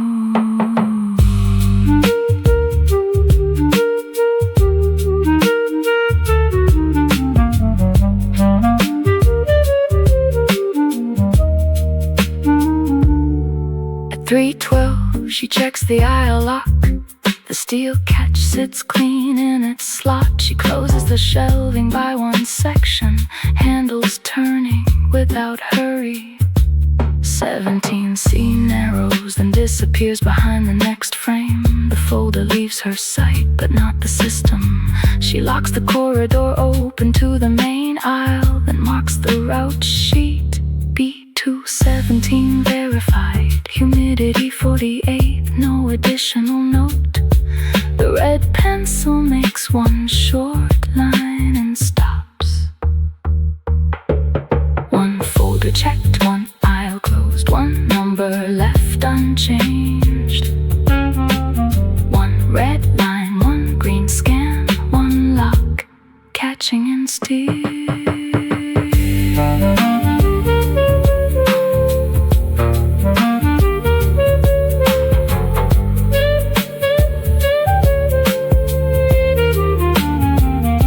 At 3:20, she walks back toward the cataloging desk. Return cart 3 waits beside the rail. 2 boxes still on the lower tray. The front wheel gives one quiet click. When she turns it toward the center aisle, she passes B209 without opening it. Box 28 remains behind the closed section. No reason to return there yet. The bass clarinet enters low and breathy. Rhodes leaves suspended, minor space around it. Upright bass holds long notes. The drum stays soft and late. A dehumidifier runs beyond the wall. 48% remains on the panel. The archive feels settled because every check thing is where the system says it belongs. B217C slot 06, green scan, red pencil, steel lock, Daystein out of sight. Warm upright bass, soft kick, dry snare, suspended Rhodes, bass clarinet between long spaces, 48%.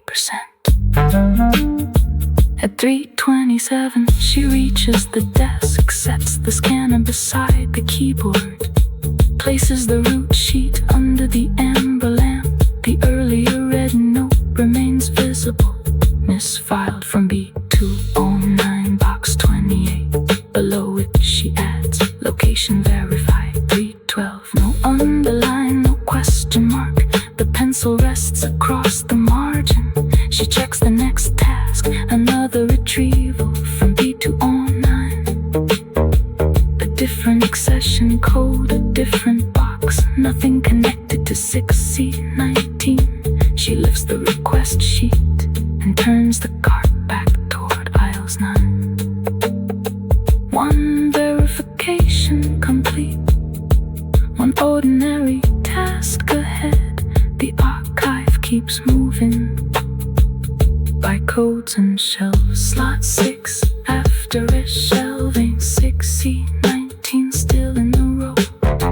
Slot 6 after it, shelving exactly where the records show. One barcode, one shelf mark, one folder between 2 codes. Slot 6 after it, shelving, and nothing has moved. B217C slot 06, B217C slot 06.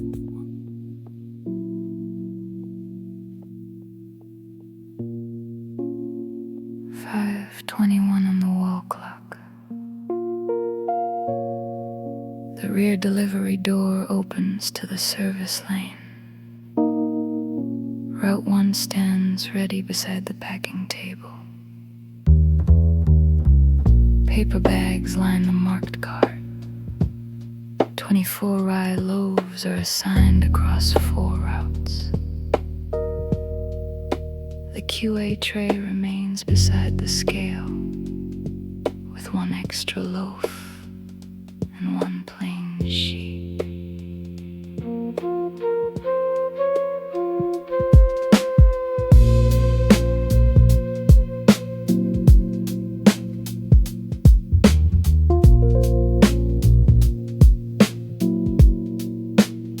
The first driver steps inside, checks the route card, then the stack of bags beneath it, 6 for route 1.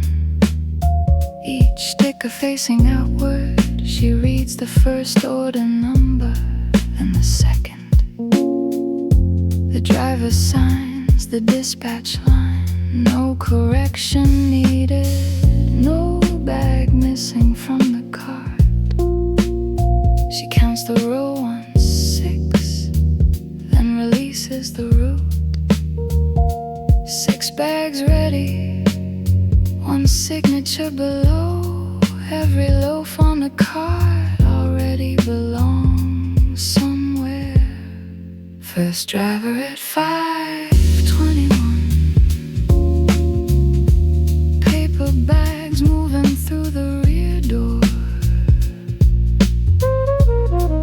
First driver at 5:21. Every route count matching the sheet. Check the line, check the card, let the marked orders leave. First driver at 5:21, and the QA tray stays behind.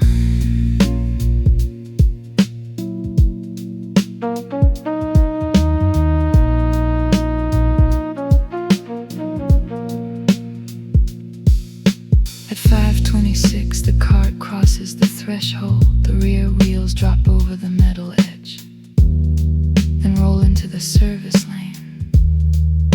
She watches the bags stay upright.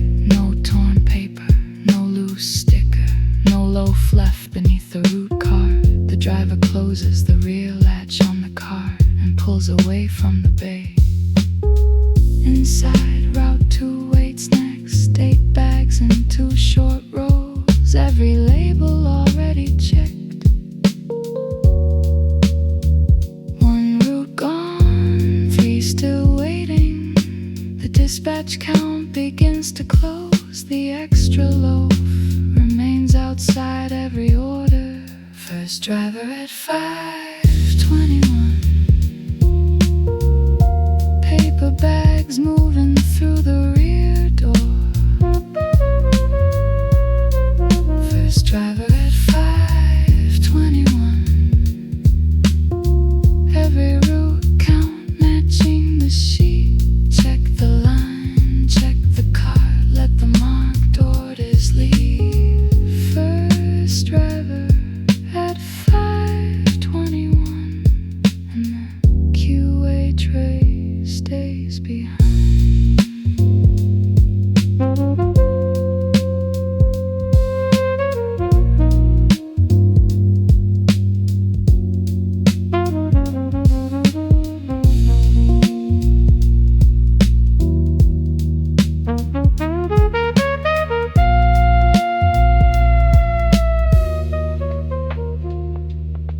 At 5:32, the second driver arrives, checks Route 2 against the printed sheet. 8 listed, 8 packed, 8 stickers, 1 signature. She counts them together. 4 on the left, 4 on the right. The driver marks the pickup line, then wheels the cart toward the door. No shortage appears, no extra bag appears. The dispatch total moves from 6 to 14. 6 gone, 8 gone, 14 dispatch, 10 still assigned, 1 loaf still held. No route asking for it.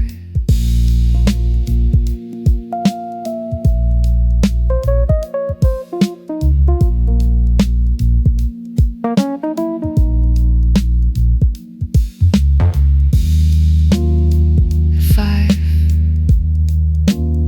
5:38, Route 3 is collected. 5 paper bags, 5 matching codes, 5 lines closed. She checks the card after the driver turns. Nothing left beneath the lower rail. At 5:42, Route 4 arrives. The final 5 orders wait near the wall. She compares the stickers, then the names, then the route number. Everything matches the packing sheet. The QA tray stays visible beside the scale. 1 dark rye loaf on clean metal. No bag, no sticker, no route number, no driver reaches for it. Route 16, Route 28, Route 35, Route 45, 24 assigned.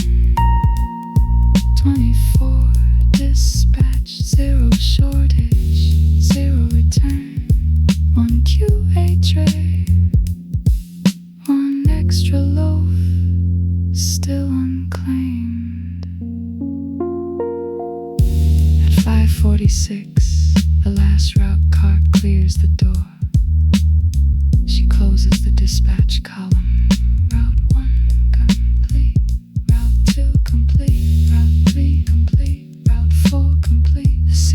orders sit beneath each line. No driver reports a missing loaf. No driver brings one back. No bag remains on the route tables.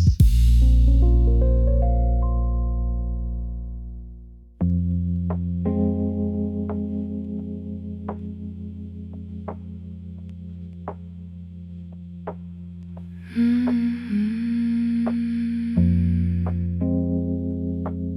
5:38 on the wall clock. Cooling rack 4 stands beside the packing floor. 25 seated Rilos remain on the wire. The batch sheet says 24. A blue circle marks the cooling count. Paper bags weighed in 2 clean stacks. Route stickers line the edge of the table, and 1 QA tray rests near the scale. She starts with route 1, checks the order sheet. 6 Rilos, 6 craft bags, 6 printed stickers.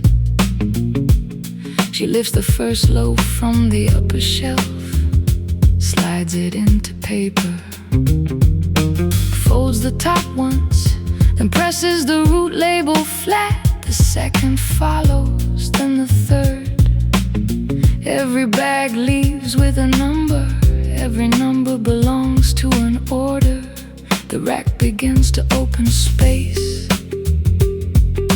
1 bag filled, then another. Route lines closing one by one.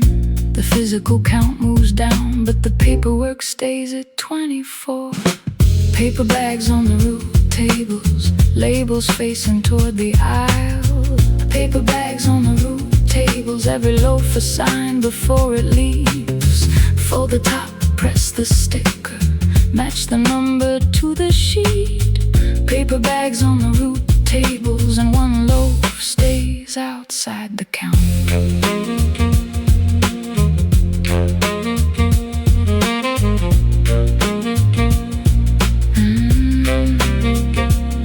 At 5:43, route 2 begins. 8 loaves listed, 8 stickers printed. She checks each code before using it. No duplicate number, no missing line. The middle shelf clears from left to right. Each loaf enters a bag. Each bag moves to the mark table. The blue grease pencil remains beside rack 4.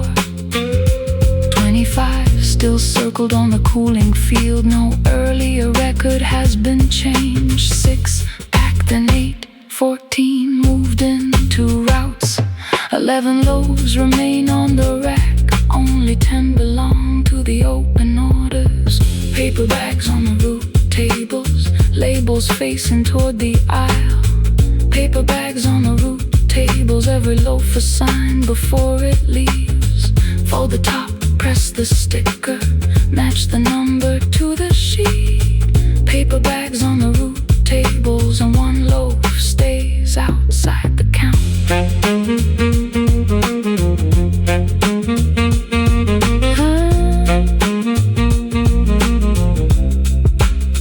At 5:49, she works through route 3. 5 Rilos on the sheet, 5 paper bags beside it. She checks the first label, then the second, then the remaining 3. No route asked for a 6th. The upper shelf is empty now. The middle shelf is empty. The lower shelf still holds 6. She compares the remaining order lines. Route 4 needs 5. Nothing else calls for ride. 19 packed, 6 left cooling, 5 assigned, 1 unassigned. The difference finally has a place to stop.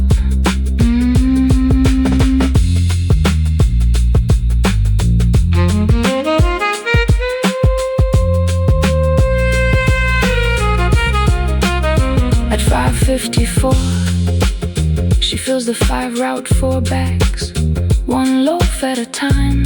5 labels, 5 order lines, 5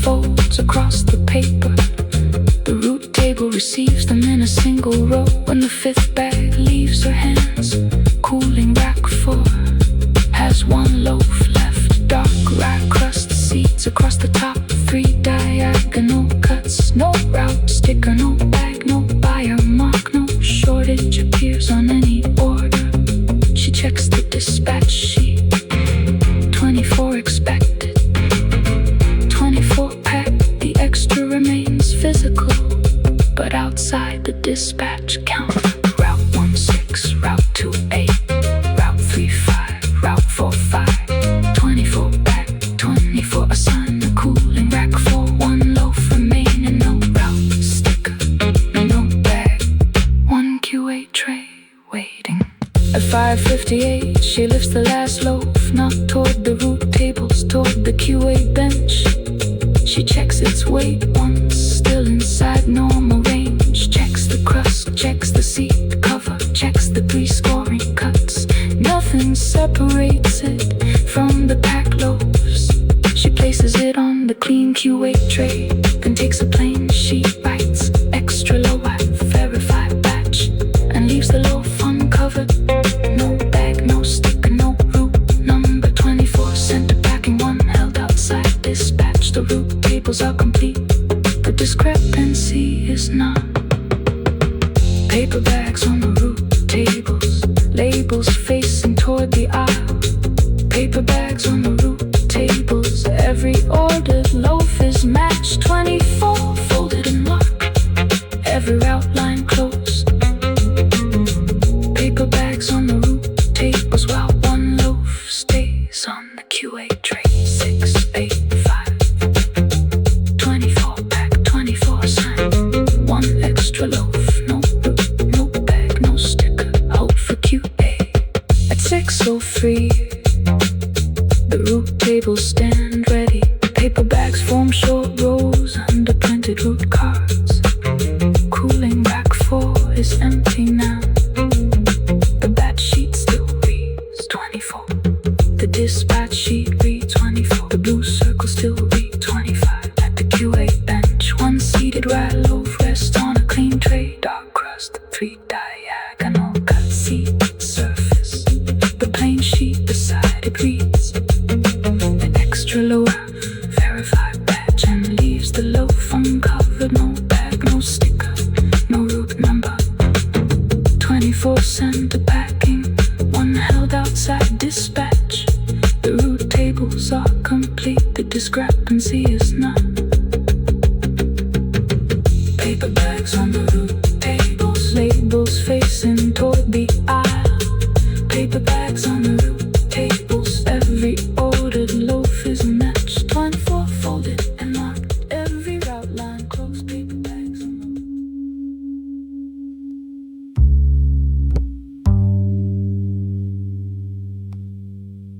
5:12 on the wall clock. Cooling rack 4 remains locked beside the oven line. Upper shelf 8, middle shelf 8, lower shelf 9. The blue grease pencil rests against the batch sheet. She pulls the rack into the work light and starts the count again from the top.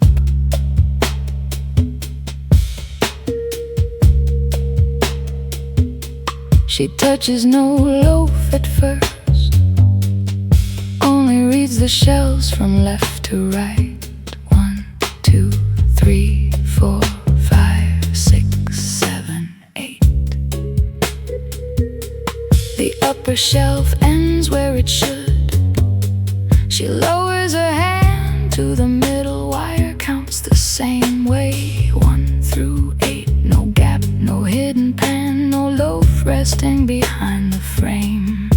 16 total before the lower shelf. 8 above, 8 between, 16 before the last row. The earlier record still say 24. The rack waits for 1 more count. Rack 4 counted again. 8 and 8 and 9 below.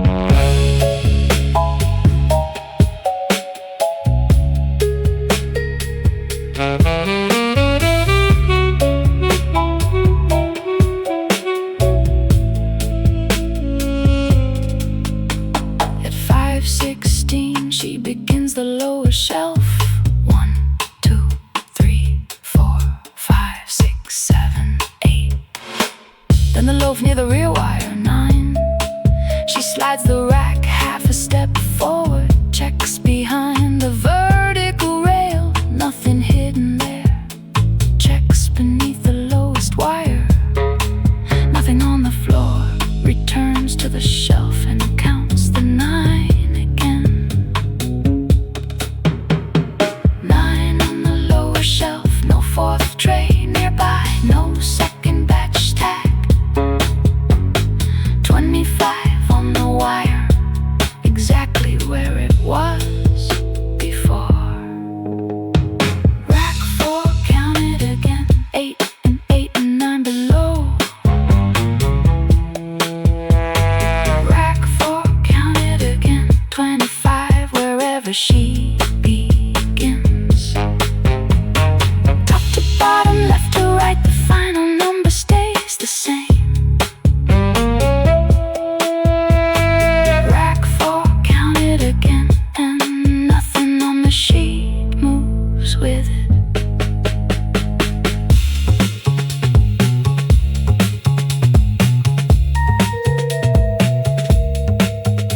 At 5:20 she moves 3 loaves to the scale. 1 from the upper shelf, 1 from the middle, 1 from the lower row. The first weight settles inside range, the second does the same. The third differs by only a small amount, nothing outside tolerance. She returns each loaf to its original place, then measures surface temperature. 1, then another, then the loaf from the lower shelf, all cooling inside the same expected band. Weight normal, temperature normal, dark rye crust, seeds across the surface. 3 diagonal cuts, no visible difference, no mark that separates one from the batch.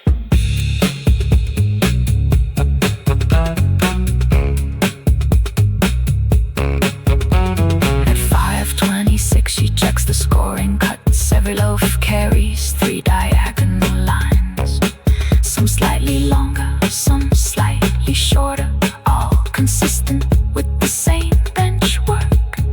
She compares crust color, then seed coverage, then shape, oval after oval, no second style, no foreign batch pattern. She checks the production board, no rye batch before this one, no rye batch after it. Nothing else from oven 2, nothing transferred from oven 1. She closes the board cover and returns to the cooling rack. She writes only what she can verify.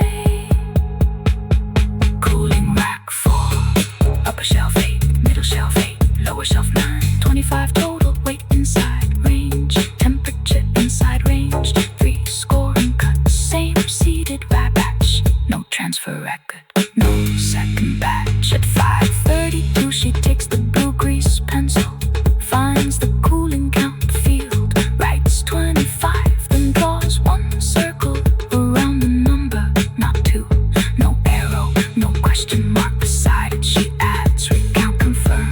She leaves every earlier record unchanged, planned yield 24, divided count 24, proof count 24, oven low 24. The circle belongs only to the physical rack count. 4 records stay at 24, 1 rack stays at 25. No correction connects them, the difference remains visible.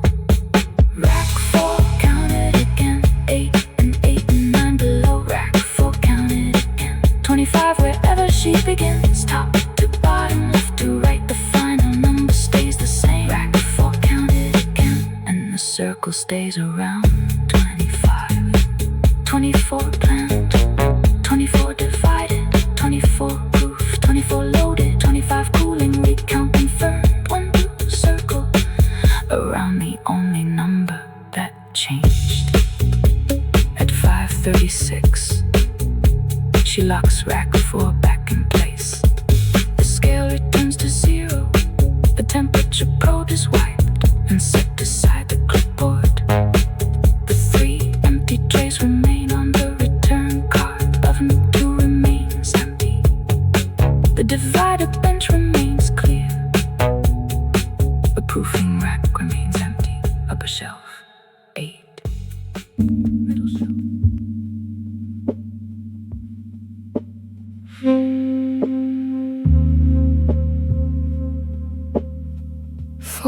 4:41 on the wall clock. Cooling rack 4 stays beside the oven line. 25 rye loaves remain on the wire. The blue grease pencil rests by the bat sheet. She opens the divider record again and starts with the earliest count. Planned yield 24, divider count 24, proof and count 24, oven load 24. She reads each line from top to bottom. No correction mark, no second batch number, no handwritten transfer. The sheet is dry, the clip is tight. Nothing on the page suggests another loaf. 4 records, 1 number, 24 every time. The rack beside her still holds 25. Divider count still 24. 4 clean records on the sheet. Divider count still 24. Every step before the rack agrees. Check the page, check the trace, check the numbers one more time. Divider count still 24, and rack 4 still holds 1 more.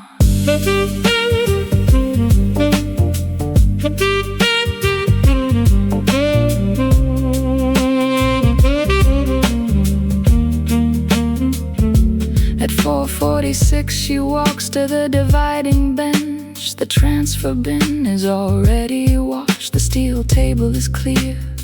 The divider counter remains in its lock. 24 pieces for the rye batch. She checks the previous batch. Above it, different code, different time. No overlap, no unfinished piece left on the bench. No dough saved beneath the cover. No handwritten note beside the scale. Only the recorded 24. 1 divider, 1 batch code, 1 finished entry. Nothing added after the count. Divider count still 24. 4 clean records on the sheet. Divider count still 24. Every step before the rack agrees. Check the page, check the trace, check the numbers one more time. Divider count still 24, and rack 4 still holds 1 more.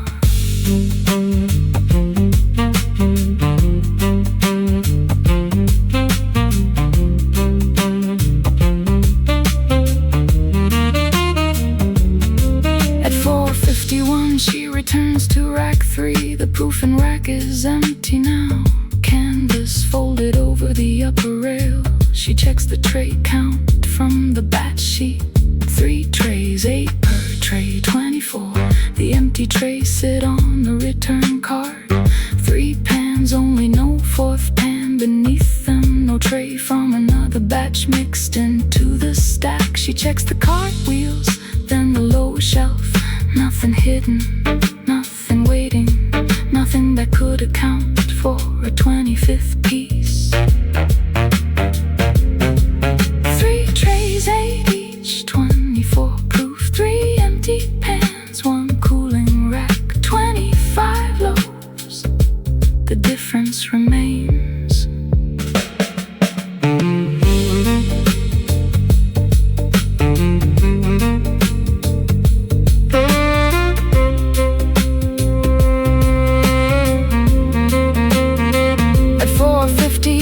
She checks oven 2, the door is closed, the chamber is empty. No loaf left on a rail, no pan behind the lower guide. No second timer running, she opens the loading sheet. Oven 2, 24, load time beside it, unload time beneath. No transfer line, no second entry.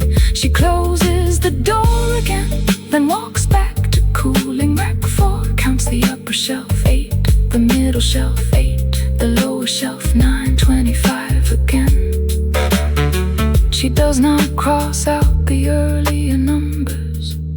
because each earlier step was checked when it happened. Planned yield 24, divider count 24, proof count 24, oven load 24, cooling count 25, 3 trays, 8, 8, 9, 1 batch, 1 unmatched loaf. At 5:03, she weighs the extra looking loaf, then 2 loaves beside it, all 3 fall inside the normal range. Dark rye crust, seed cover, oval shape, 3 diagonal cuts, nothing separates one from the rest. She returns every loaf to the same shelf and checks the blue grease pencil, low count discrepancy, recheck. The words remain accurate. She adds no theory, no corrected yield, no source, only another time beside the line. The records stay unchanged, the rack stays unchanged. 1 count belongs to paper, 1 count belongs to the wire. Divider count still 24, 4 clean records on the sheet. Divider count still 24, every step before the rack agrees. Check the page, check the trays, check the oven one more time. Divider count still 24, and rack 4 still holds 25. 24 plan, 24 divided, 24 proof, 24 loaded, 25 cooling, nothing missing, nothing transferred, 1 extra still present. At 5:08, she clips the divider record back behind the batch sheet. The blue grease pencil stays beside the cooling count line. Rack 4 remains locked in place. Upper shelf 8, middle shelf 8, lower shelf 9. The dividing bench stays clear. The proofing rack stays empty. Oven 2 stays empty. 3 trays stay on the return card. Every earlier record still says 24. The physical rack still says 25.